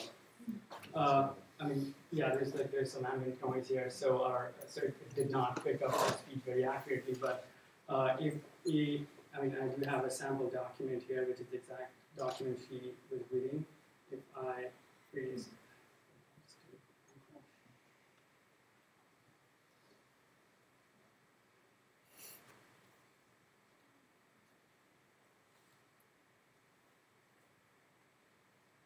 Yeah, so this would give a slightly accurate extraction. Questions? I have a question. Sure, after. Okay. Well, I'm looking at two things. One is, which was demoed as a transcription services, where you speak to it and then kind of translates into your EMR and you can put that into the patient chart. So that's the one aspect that you demoed. But the other aspect was where you're retrieving information from your EMR or any electronic system. I'm a bit confused. Like, what are those two aspects? Where I am asking, show me the MRI report. Is that the physician asking the system, and the system, instead of you are looking for that information, it's an interface with whatever that electronic system is? Right. Yes. That's right. So it's a new interface. We're calling it VUI, Voice User Interface. So this interface sits on top of your existing EMR interface, and you can ask questions in a more natural and intuitive way, rather than clicking or typing, rather than skipping and going through multiple screens. You can simply ask a question, and then Med.Assist is going to bring that information back to you in that window. You said that 80% of physicians in Saskatchewan use an EMR. I agree with that. I use an EMR every day, and much of the information is not in a searchable format. Right. It's scanned, etc. So what would you estimate the percentage of EMRs in Saskatchewan that would have data stored in a way that your AI could search it? Right, so what we just demonstrated here is, so this piece of information here in this text window, it is unstructured information. Unstructured information is really hard to search and to get meaningful information out. So unstructured information could be this text file that you just see on my screen here, or it could be a PDF document, it could be scanned PDF document, it could be any form of unstructured information. So what our algorithm does is, it converts unstructured information into structured information, which you see in this table here, which can then be queried by multiple systems. So to answer your questions, yes, our system can read PDFs, it can read scanned PDFs, typed PDFs, and obviously text files. And it can also we can also connect it to a database. So if you already have structured information stored in your EMR, obviously it can extract information from there as well. I think we had a question there. No, you answered it.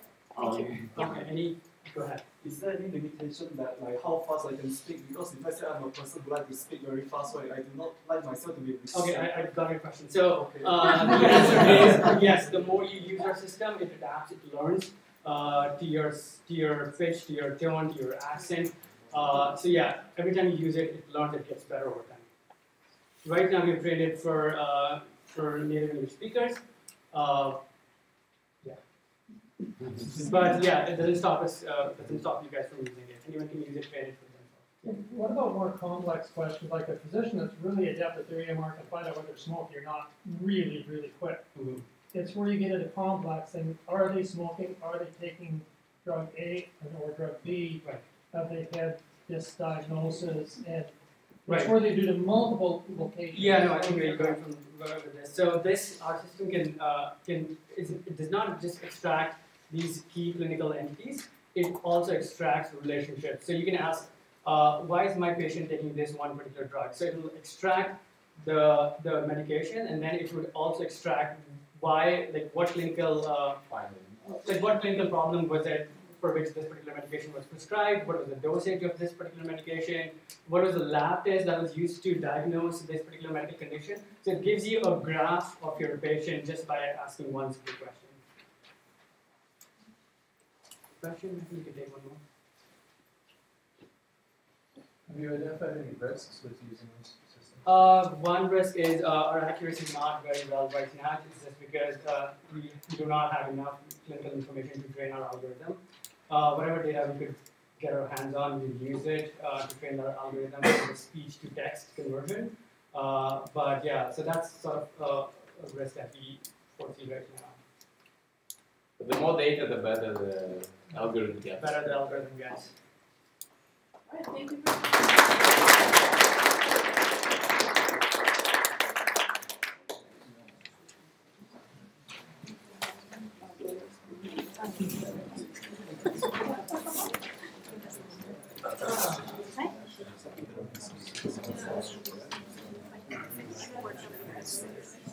Alright, so thank you everybody. The judges are going to go deliberate.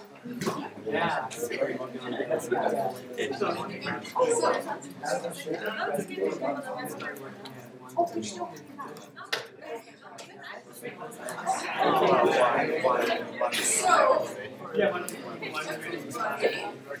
right now the judges are going to go away and they're going to deliberate. And we are going to sit here quietly until they come back. Just kidding, we're going to do a couple of things. First thing we're going to do is we have 2 Audience Choice Awards that always happen at Med.Hack.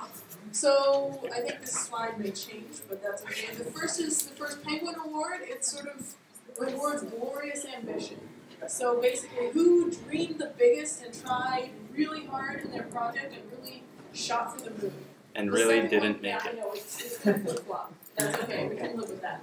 So the second one is the MacGyver Award. So who basically cobbled a bunch of stuff together out of random household objects and used sort of the type of ingenuity and variety of intelligences that you would expect from the TV show MacGyver.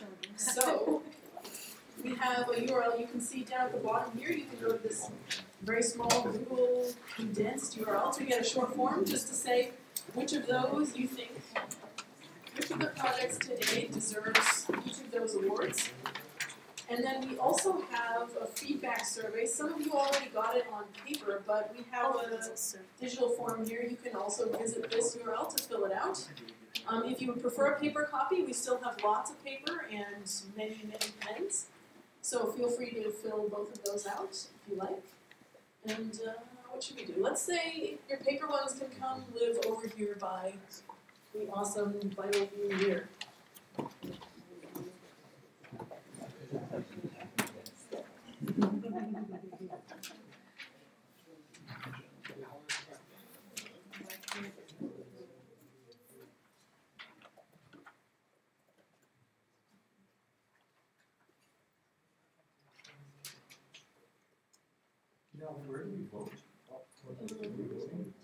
No, this is the assignment.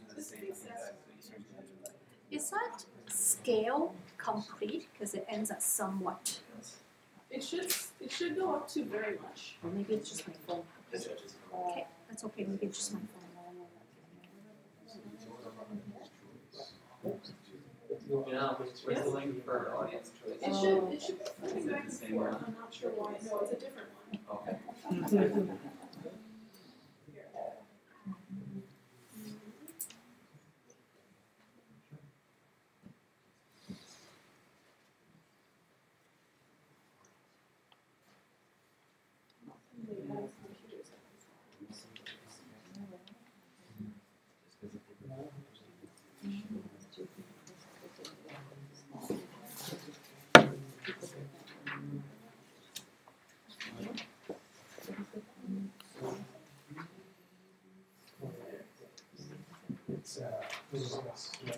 Thank you. They're rare things.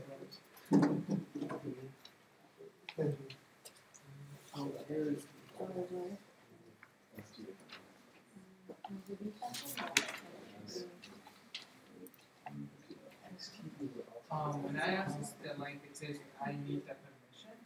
Yeah, that's what. Permission? Yeah, permission from the. All right, I'll find well, out. we can do this the old-fashioned way if we really have to. We have lots of paper and pens. Was anyone able to vote?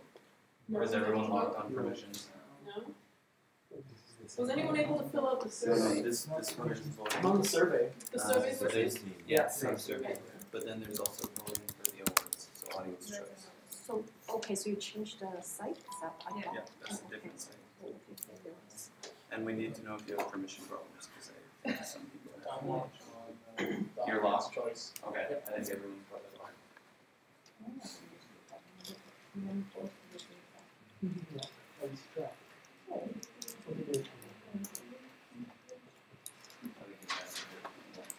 Try again. Somebody try again. I think we're gonna just have to do this the old-fashioned way. Good. It's back up. Yeah. It's good. It's good. I can put it You're old-fashioned there? Everybody No, give a this big one- hand there for this fixing one has to that. be Nice visible. job, guy. I'll try again.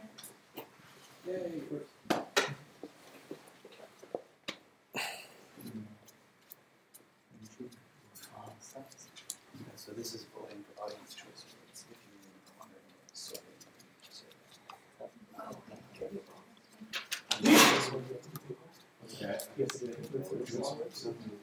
survey. Should be live. Okay. So we said that. Okay, yeah, thank you. Survey. Yeah.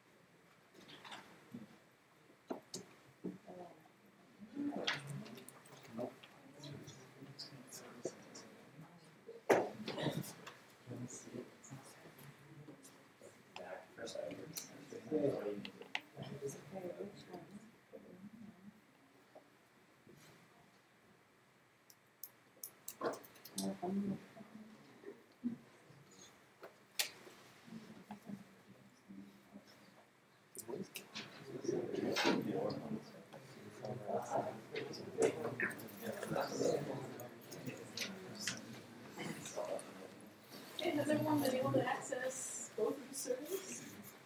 How many votes You should only be given one. I don't know if it's set to let you do it. Now it is set to 1. Now you can only do one, so please only do one.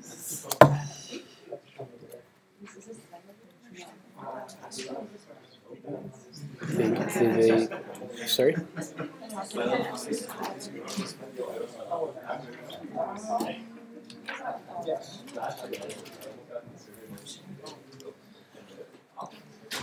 One sec.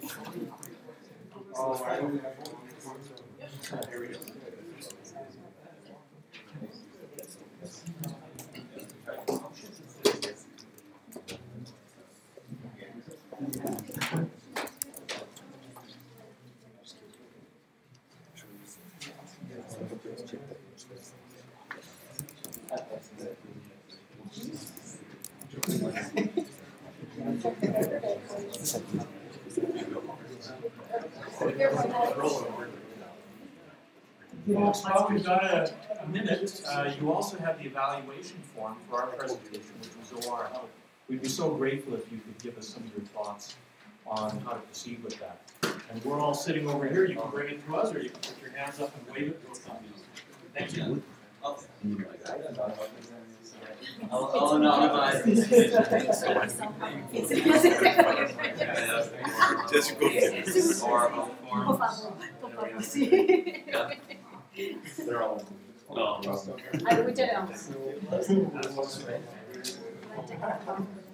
That's all we need to bring.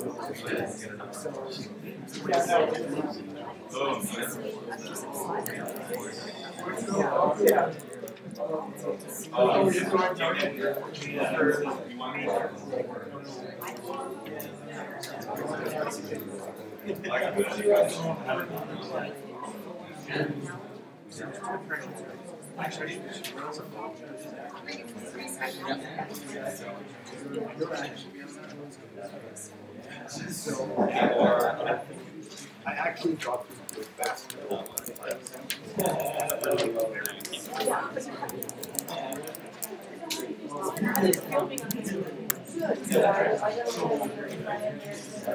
Okay, how are we doing? Is everybody kind of winding down on their form filling out?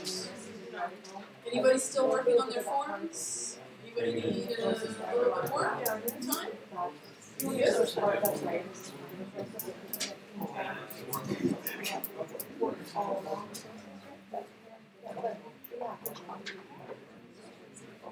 Sure.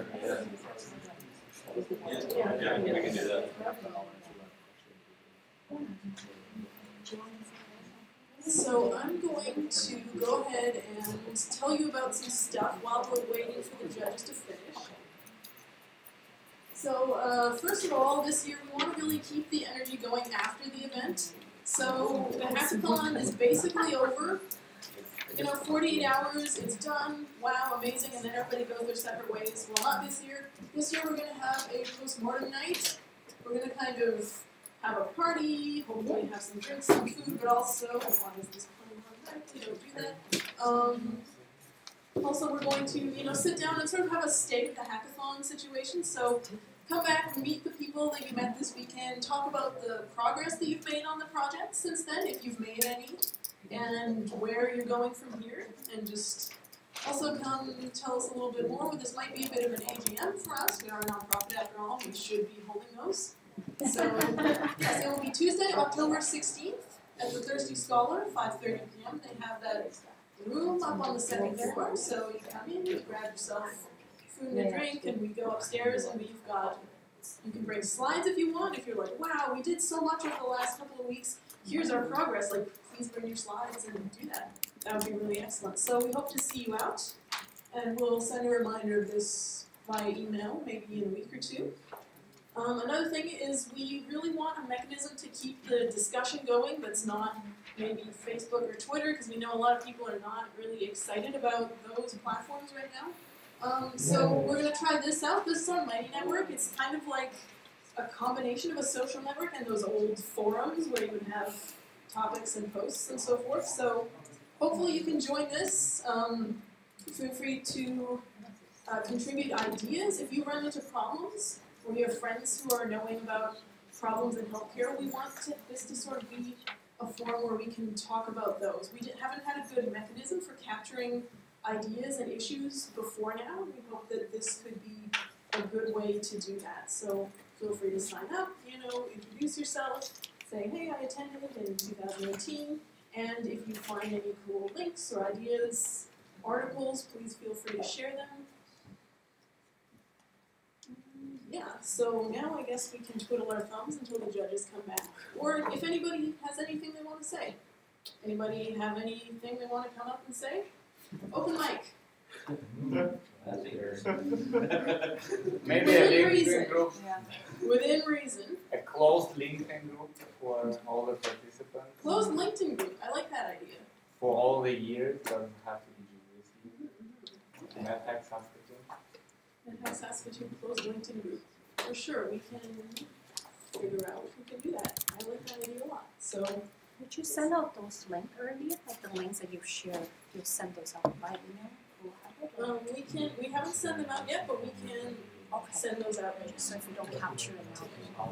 Exactly. We can give you those links so you don't have to do this all right now, but later you can do that. Can I just say one thing? Of course. I don't even know if it's my answer. Sure. I just wanted to say it was a wonderful experience. I've never done anything like this ever before, and I just wanted to say a big thank you to Med.Hack for putting it on and organizing, and just for the teams and the expertise that everybody brought to the table. I learned a whole new language of things and appreciation for the work that happens on the back end, see I learned this word, at the front end. So, and especially the team that I worked with this weekend, it was great. So just thank you everybody, it was a great experience, so thank you for that.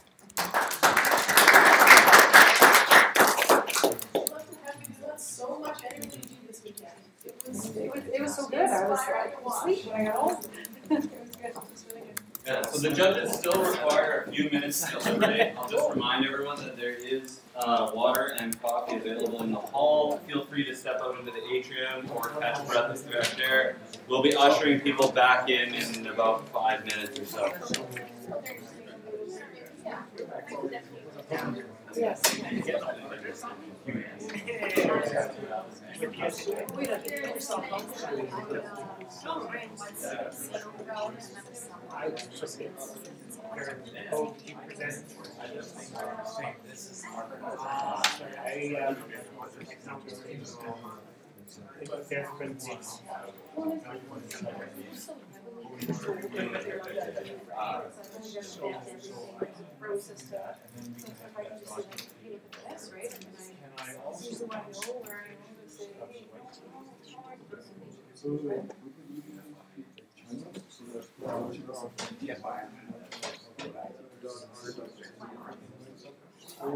Like bring like a slide deck. Bring the slide deck. Oh yeah. Oh yeah. I'll say And then just be like, how long would this take to build? The reality of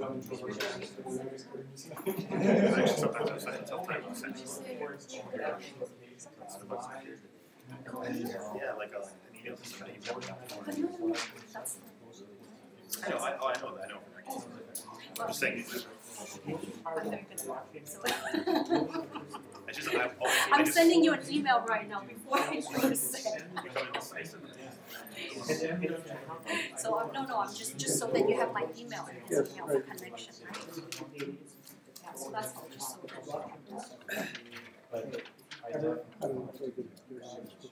Oh no, but just yeah. I'm sorry, did you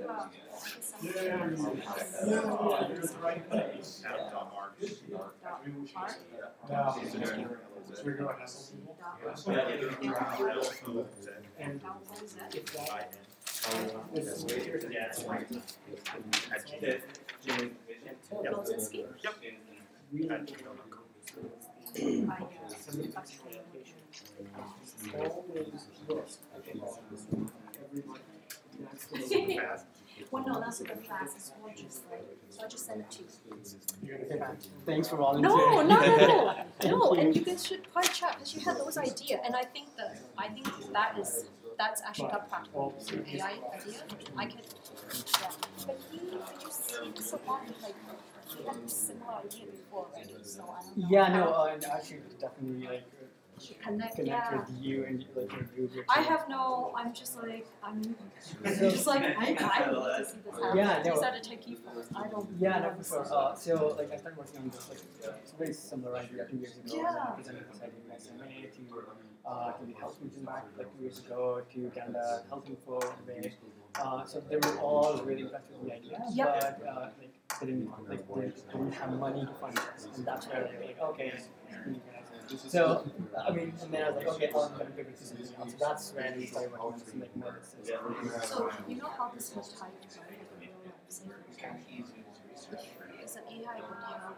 Oh, it's good. I actually like on Friday potential for this. Like, you know, it sounds great, and I knew it would be voted up. Much more streamlined. Yeah. Application.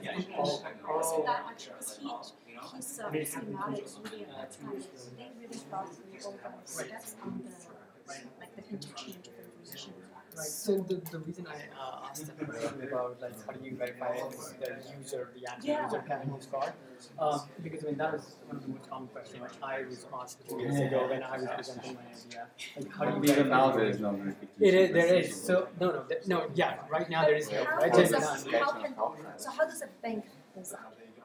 4-digit PIN, right?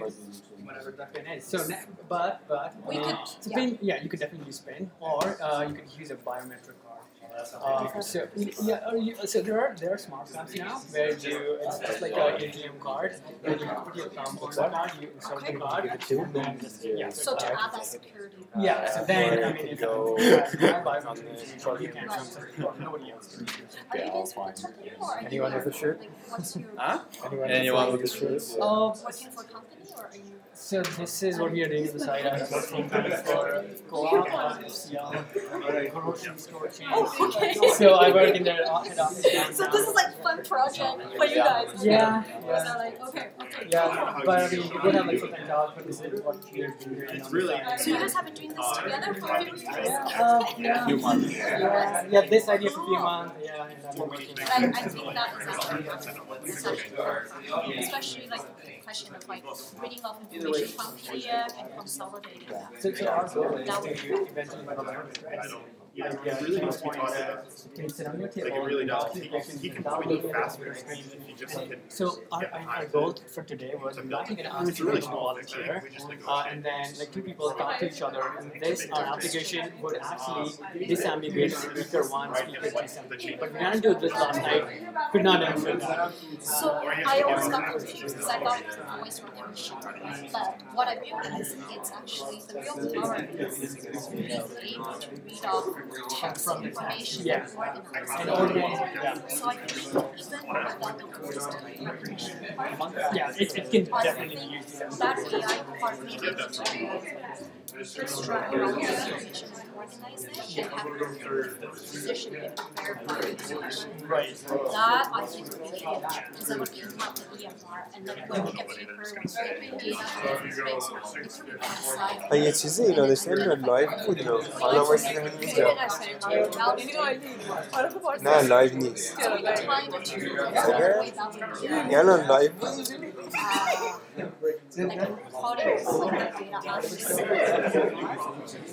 to be honest, he says the voice recognition I think it's cool. If no one is doing that, making up information. Yeah, no, we're definitely. I don't think it's live. Because we didn't know it was like it could be shared here in the front of smart room. Oh yeah. I feel like there's almost two. I'm not sure. I don't know how to log into his computer, so it may still be live. But the voice recognition, you have to develop from scratch. The voice recognition is music. Yeah, it's dictation. In medicine, they dictate. We dictate our and the technology is good enough that I should be able to dictate my voice. Do you use Dragon? I haven't. And so John has his favorite I don't really knowledge. But I use voice recognition to dictate my voice. Because the EMR is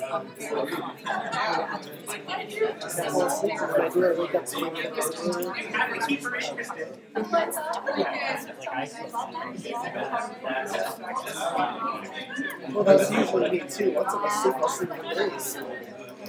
I don't know, especially like they're just trying to get doctors onto the EMR. And you just, when I left this place to talk everything into EMR, so it's like information now they got the Saskatchewan, they got the infrastructure there. We got the custodian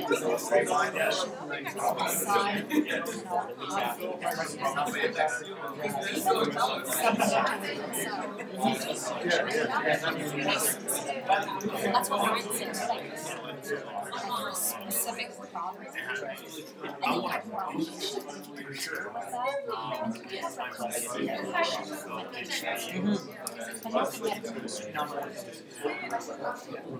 That actually No, awesome. That's yeah, this medication we do that. It's a bit manual still. But it's at a stage I understand like they will be able to sort of say pharmacy like the medication constellations there. The medical surgery, choice prostitution from some different places. So now my experience, right, this is what it is really validate, verify. Exactly. Is that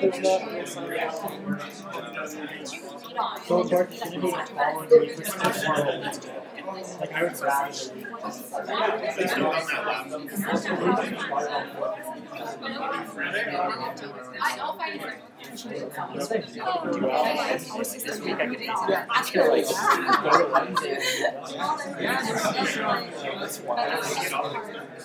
you on LinkedIn? Like, oh yes. Yeah, I think LinkedIn is with you. Because I mean, email you can get from LinkedIn, right? So yeah, this. Yeah, I joined with my Oh, you don't use it anymore? No, I use it. Oh, I see. Okay.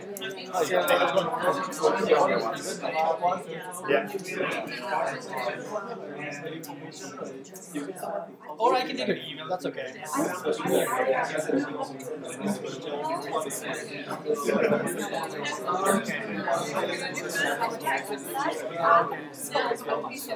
I'll take your regular email. Yeah, okay, so we've thought about this problem a little bit. Now, that initial emergency data, how do we get that in there? What's going on? If you have the car, ideally, once the family doctor, they get access to editing that file, they write it to the NFC of the car, and that's good. But if you already have a medical summary, a document that exists, we would love to just be able to parse the data for what's important, so we just put it in there automatically.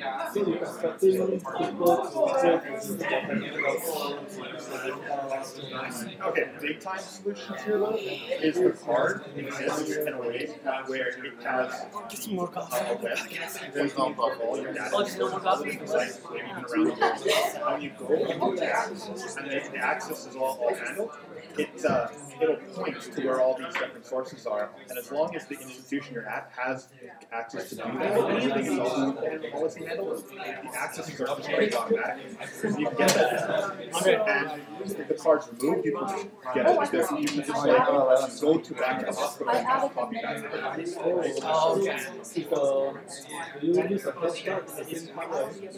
no health card is it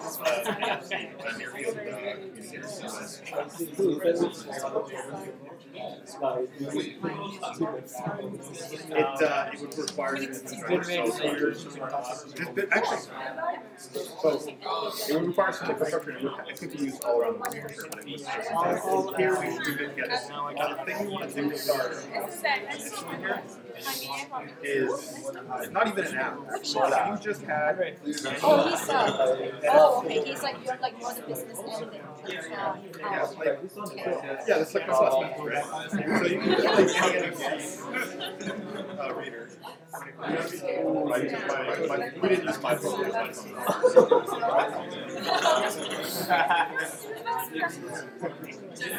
I don't have the app. Okay, so do I just need to... Llamas,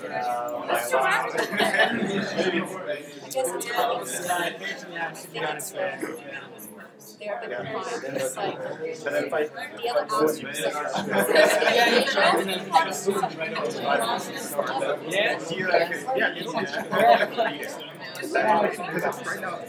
Okay, yeah, it's not. The way we want to store this data is so that you can have any tap and it'll get you tap. So we can literally say that like tap information. Or it's independent of our handlers. Yeah. We need to do something. He sent it. Oh, okay, you did it. Got it. Okay, cool.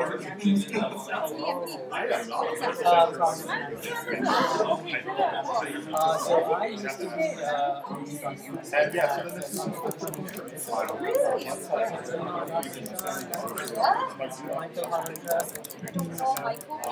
is just wild. Very well. This is actually we can this actually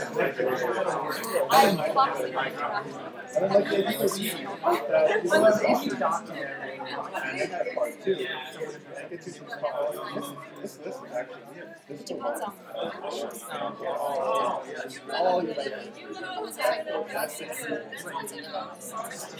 but we also love that. At the end of one, they're like,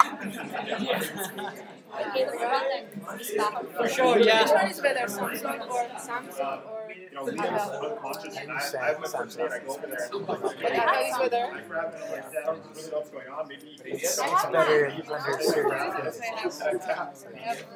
It's like, okay, so he's got something I don't understand how to pronounce. I don't really know what that is. I don't really know what to do. Call 911, and they're like, okay, so what's going on? You're like, well, forward you by tap data. You're going to have that, and they're going to say, you need to start doing this procedure, and then that tap data can get forwarded to the ENT. And now the ENT can give it back to the doctor and be like, this guy is diabetic, and he's got this insulin ready. And then when they get up there with their go bag, they're ready for the problem.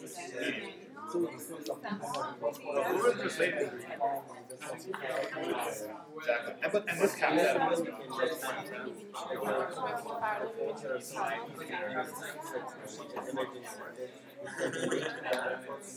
that could perfectly be part of the app. But we do want this public data to not be app. We do want it one whole time. That's why I was like, wow.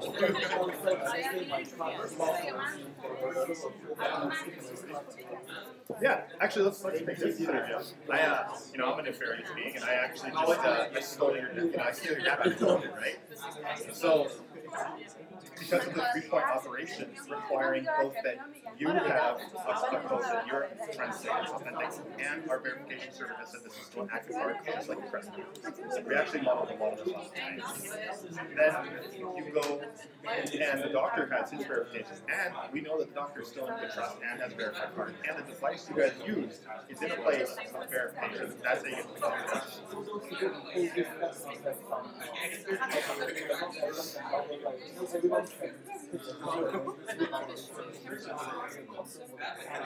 Yeah, that's the thing is when I scan your stuff, it's always your emergency data. Not stuff that you are emergency needs. That's all I get. I gotta no, that's not. I don't have the space to store all that on this card, right? That's all stored offsite in the silos in the EMR, right? Oh, okay. So this is, like around your like whatever. This is that.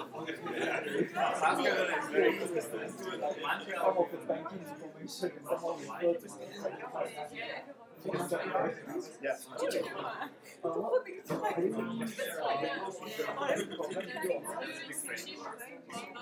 I am in engineering physics.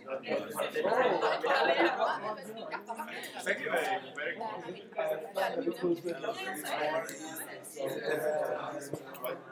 it's also easy.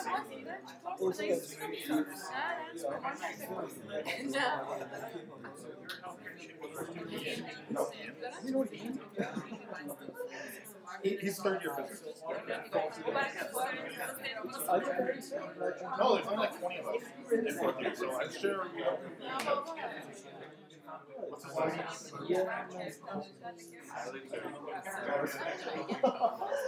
But I'm very sure it's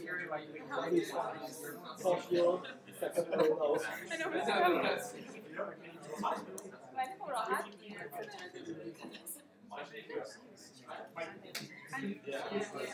This guy. Yep. We don't talk to too much. He's kind of in a mixed year type thing, so we don't actually have a lot of classes with him. But we know if we keep around. Yeah.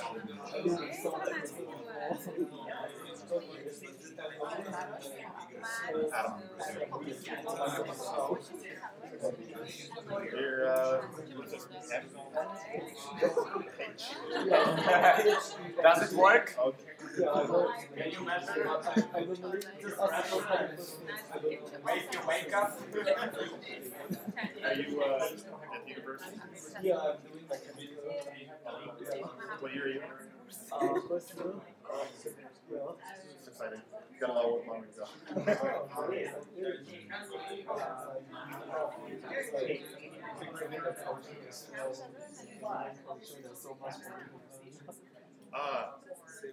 Have you joined any teams? Any like teams at the university? Like the Husky forming, the Husky racing? I joined the engineering team. I'm just a club, not a sport. Because sport normally I just play randomly with my friends rather than official teams. How about you? Yeah, I actually did communications for the space design team. The University of Saskatchewan Space Design Team. So what we're doing right now is we're building a satellite, and it's going to go into space in 4 years.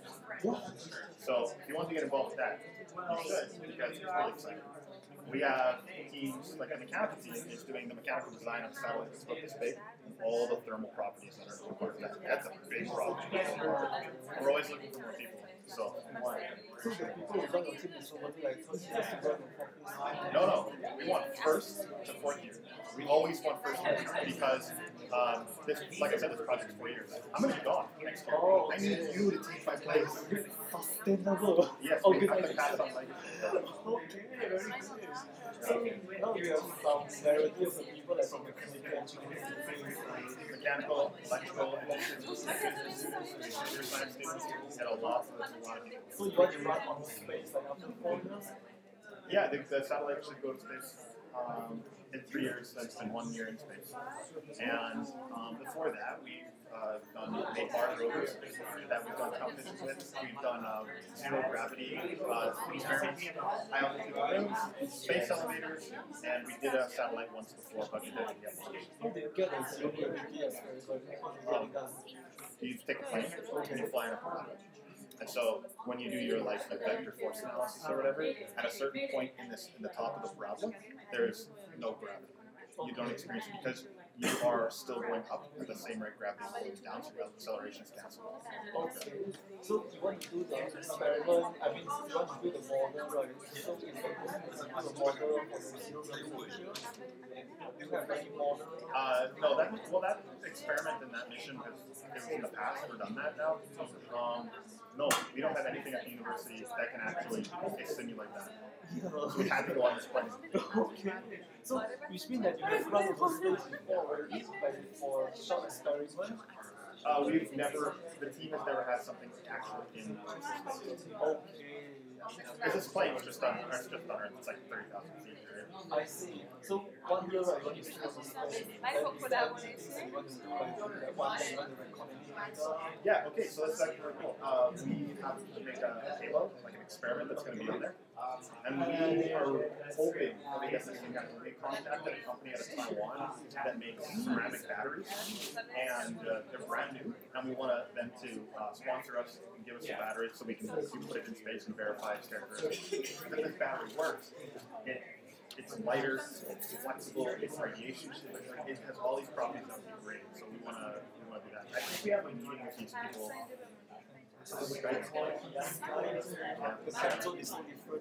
Yeah, time zone and language barriers might get.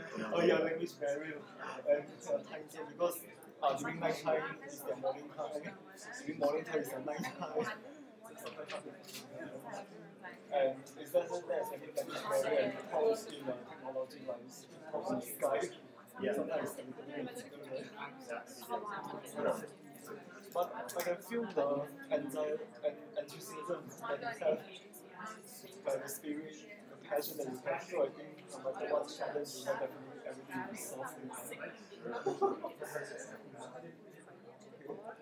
That's cool. So if you do get to find one of the interesting North Space teams, then yeah.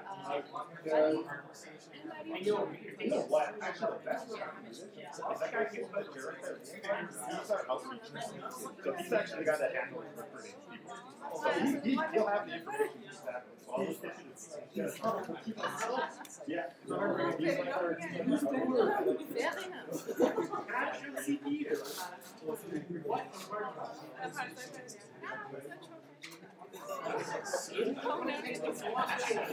There's a specific word for it.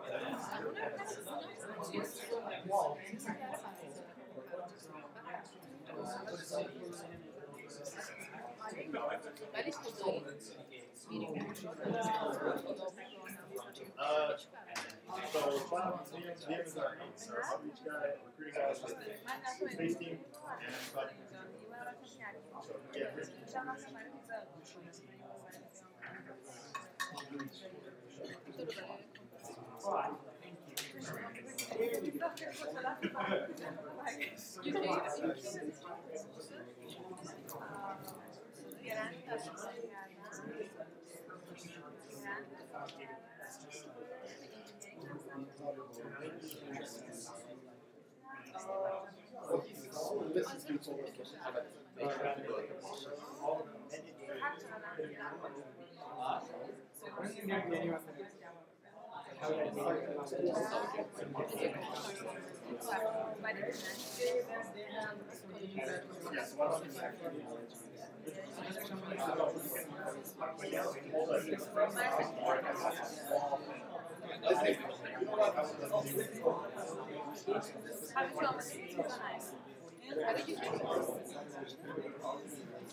He said that he could make us. Why don't we at least do the word breakdown structure when you're responsibility are. We can fix that. We can change the ideation part and the get part.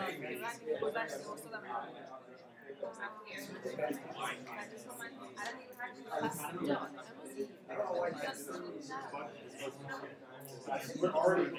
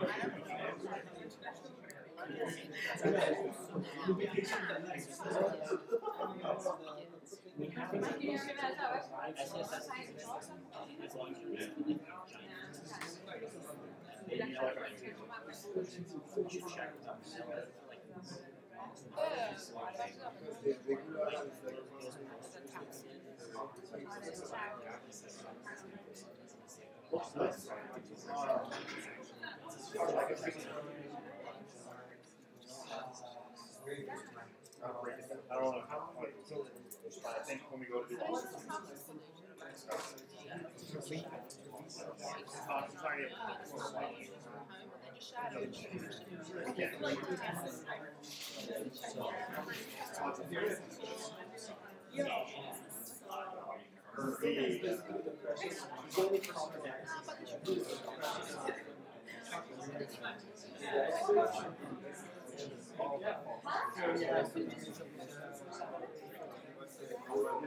I don't feel like it's my fault at all because I remember we went to that meeting. I went there on Thursday that night. Everybody couldn't.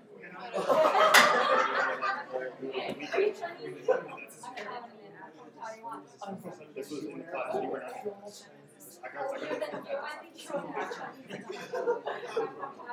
So like we just fucked up. I don't feel comfortable. Because we could go from being the best in class to everybody else's best. Without any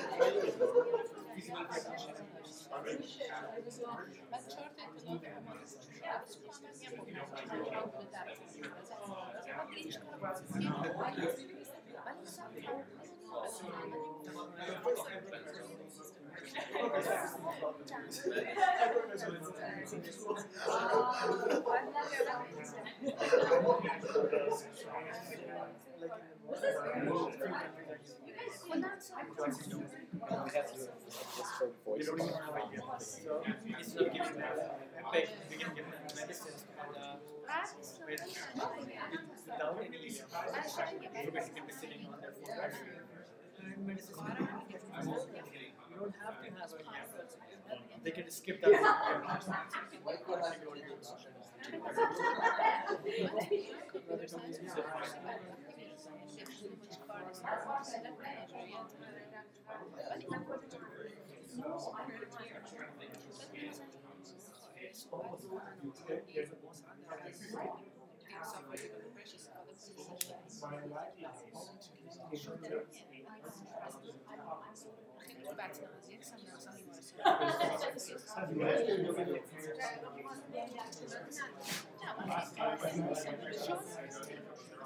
You're a match. I was like, oh, like, I think we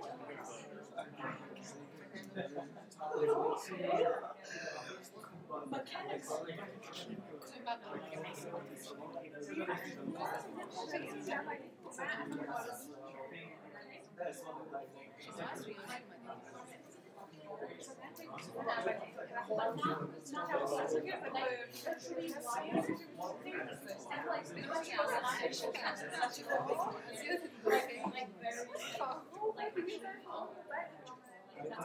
He doesn't do programming for like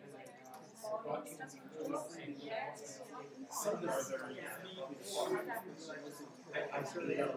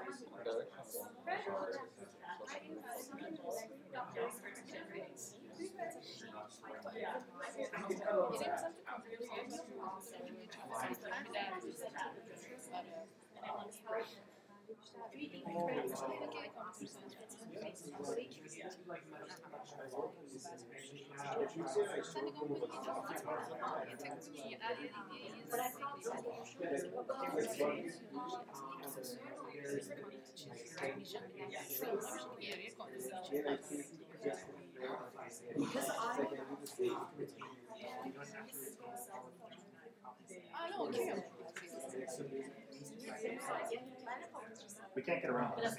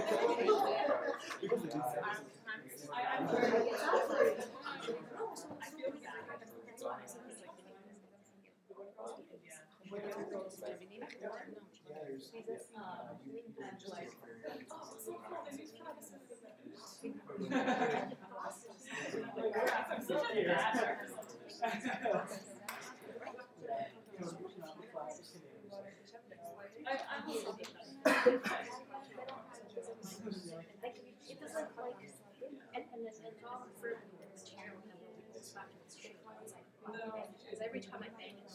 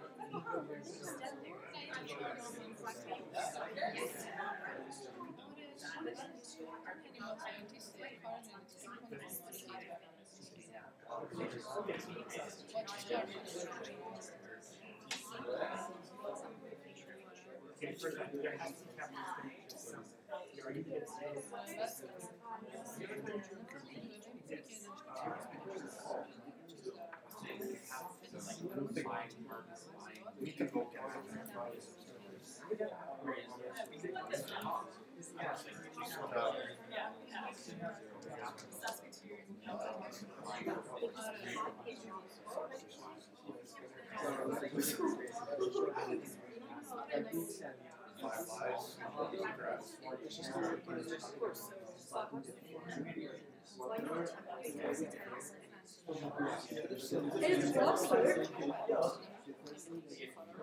because all you need is with the machine to tell pretty much we found each other.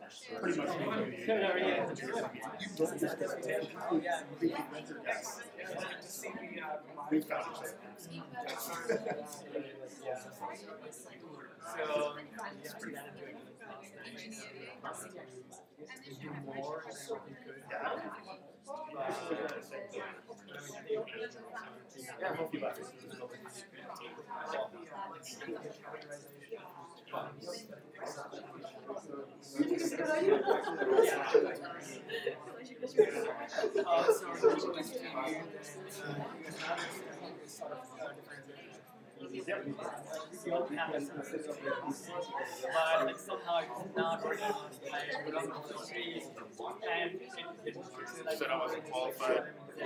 He said he asked. He's like, so what are you guys like coding? I was like, we know Skylar, right? yeah, so you'd have like, is Skylar gonna come? You're like, this. no. And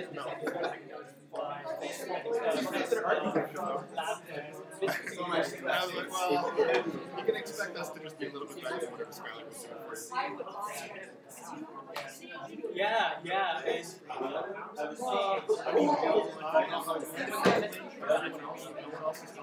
and so you're not like show like everybody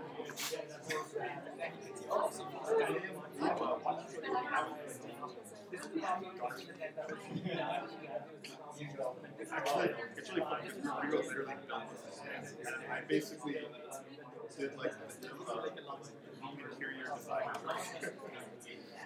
Yeah, yeah.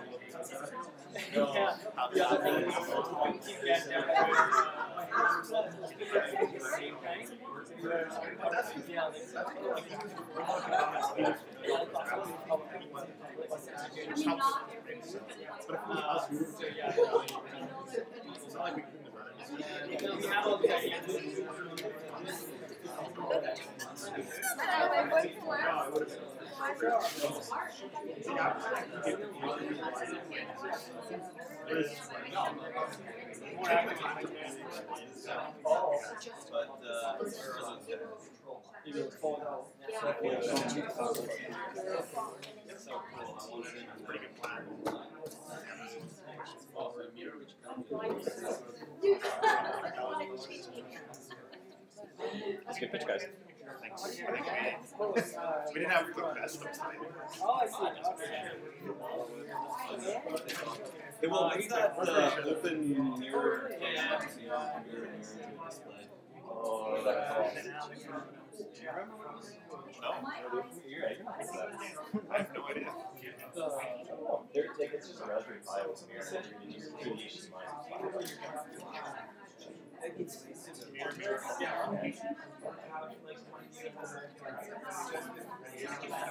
Yeah. Build your own smart mirror. Nice. Yeah. Oh, for sure. And my sister is also a doctor, and my brother's also a doctor. Yeah, I've got enough doctors to see like all things like Yeah, that's key. I think I'm like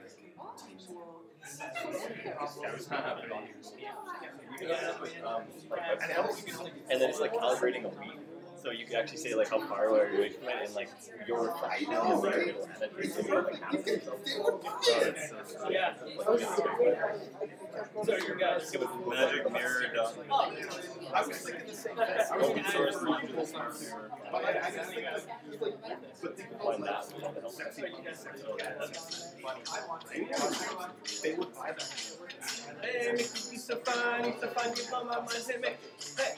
Hey, Mickey. That's how that works, right?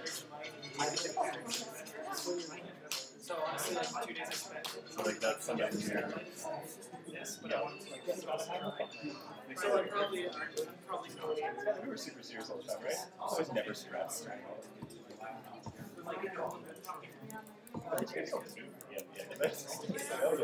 For a while. Yeah. What kind of mirror do you need? Is it projector?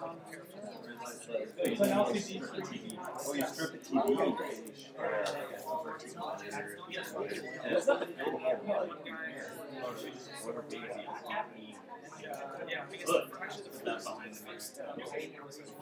And like a lot of them are straight off stuff like that. If the CBC starts to strike, you know, Okay. Translucency. Well, that's like two-way. But they have layers. Yeah. They just have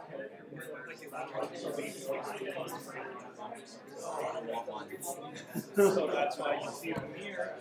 So that's why you see them here. Three doctors and watching how they right through where Yeah. However, because right now, behind the mirror. Oh, I want a bathroom mirror with leather on it and my Spotify.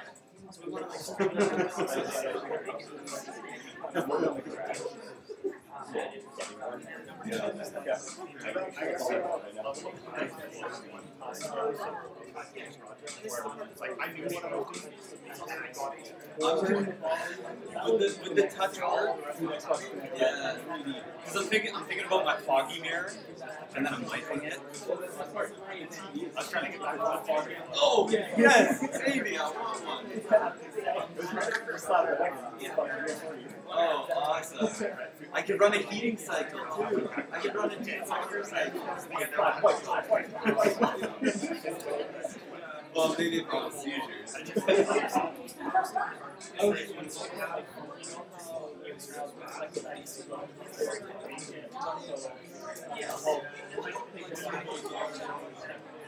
Oh yeah, fog windows. Digital fog windows. Electronic tinting. So you can tint and untint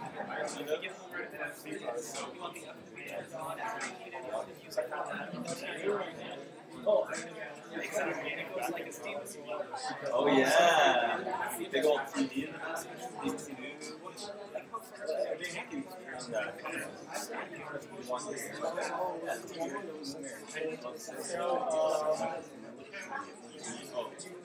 It's not a mirror, changeable mirror. It's a mirror that happens to have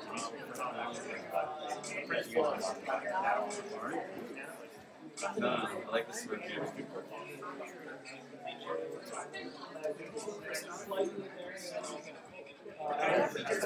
What TV model is best in human?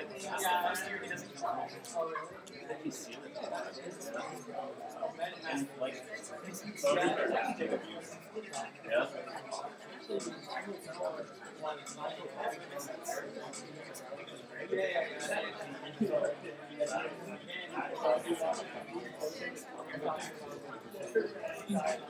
You watch TV?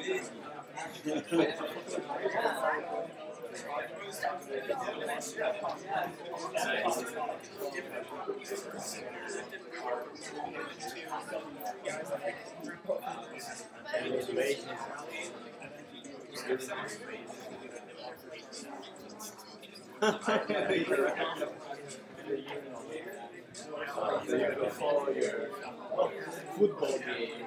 Yeah. We get sports.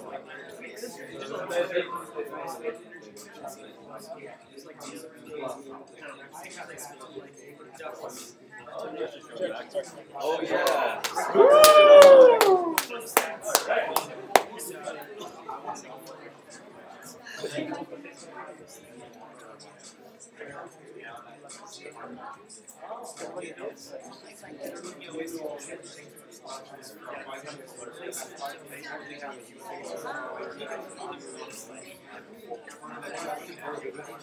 Yeah, yeah.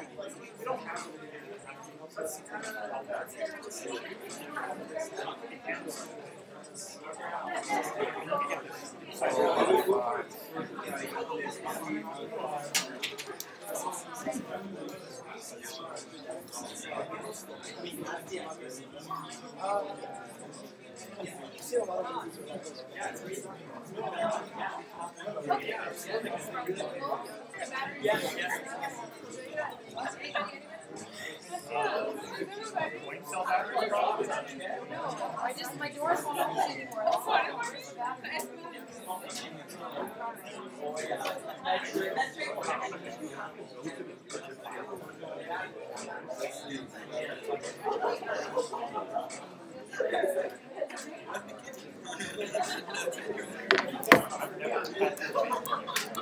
I'll buy it.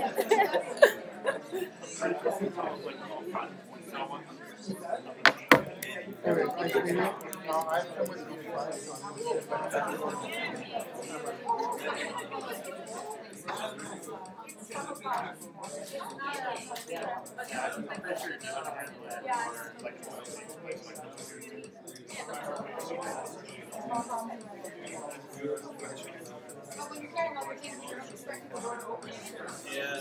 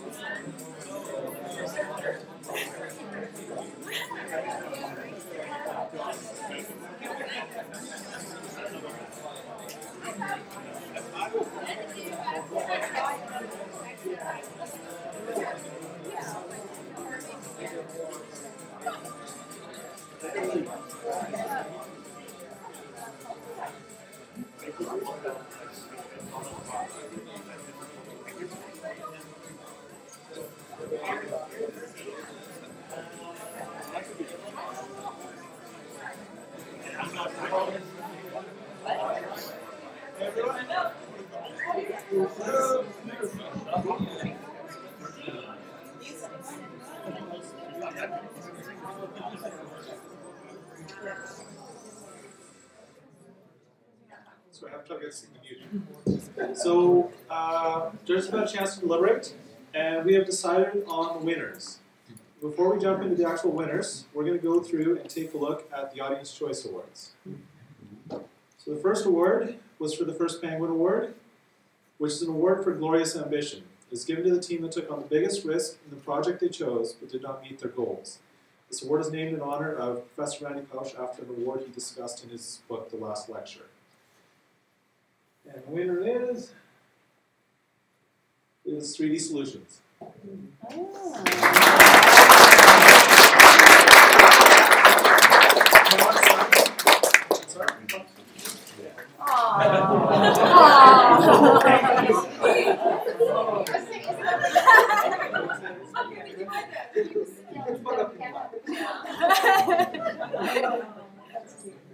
can pass it on to the next.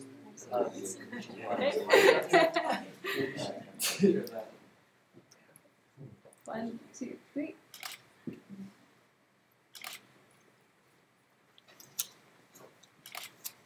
Goodness.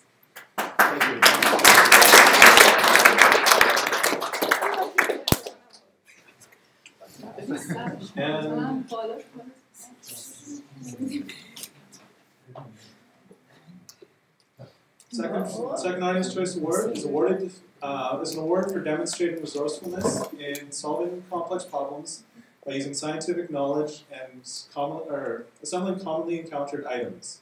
This often includes improvised and inventive methods. This award is inspired by the character Angus MacGyver from the TV show MacGyver. And the award for this is a Swiss Army knife. Wow. And the winner for this Yes. is Vital View. Yeah.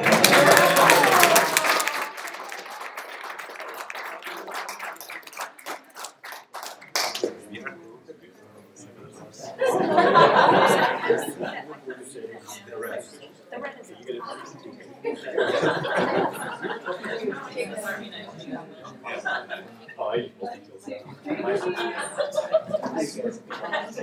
nice.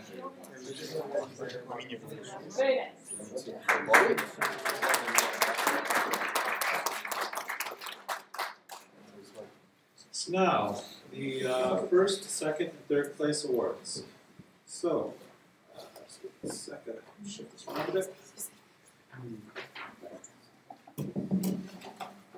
So the third place award is coming with 5 hours of consultation services as a prize, courtesy of Mike Wazalowski. Third place goes to Team OR Huddle.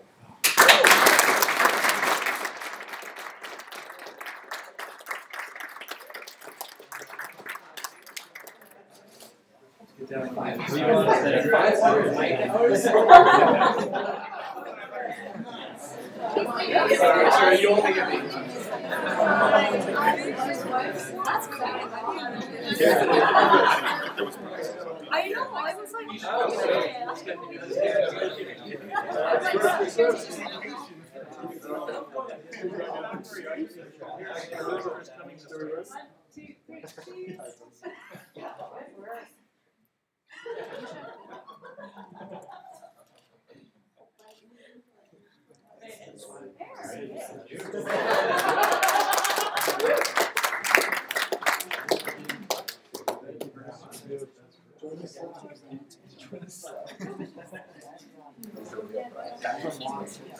Second place award comes with a this here. This comes with a session with Tom Kishak for supper on what does an angel investor look for in an early stage company. So you'll be getting supper and drinks at the Saskatoon Club, as well as an opportunity to consult with Aftab Ahmed from the SMA. And the second place award goes to Med.Hack.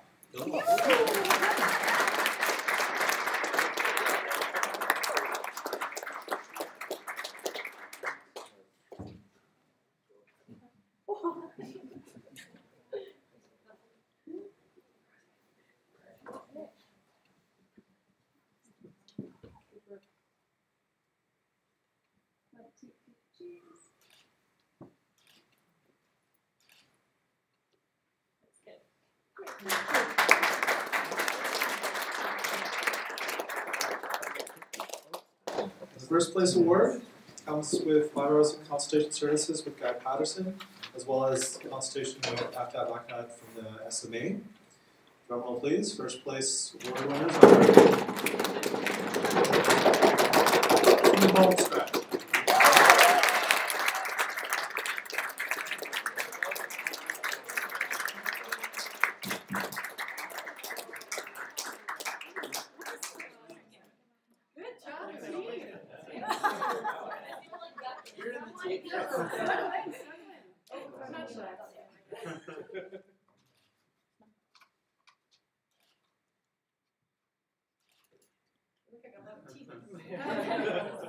That's great. That's good.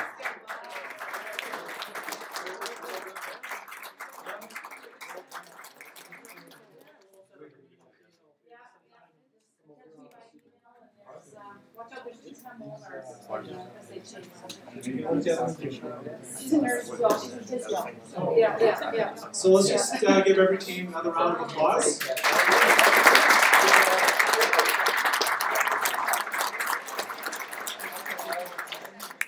Just a quick bit of housekeeping stuff before we let you guys go. First thing is we're doing a post-mortem night, so everybody here is invited to come out and attend. We're going to be meeting at the Thirsty Scholar on Tuesday, October 16th at 5:30 p.m. in the room upstairs. And we'll just have a debrief about how the hackathon went, get you guys' feedback.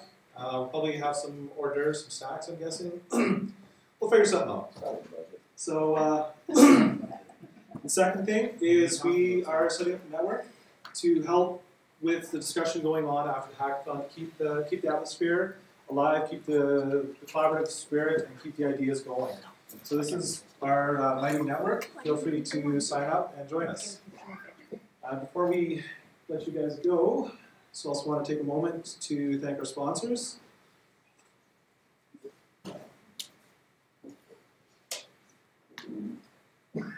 So want to thank our platinum level sponsor, the Saskatchewan Medical Association. Off top here is the representative from the SMA this weekend. Also want to thank our gold level sponsors, the Saskatchewan Health Research Foundation and SaskTel Business Solutions. Danielle is here with Sherf.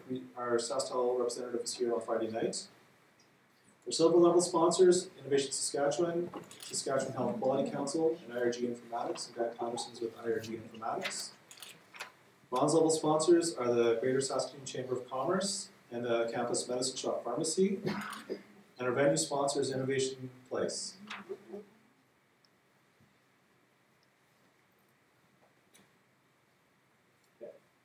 So, thanks for attending. We hope to see you guys next year.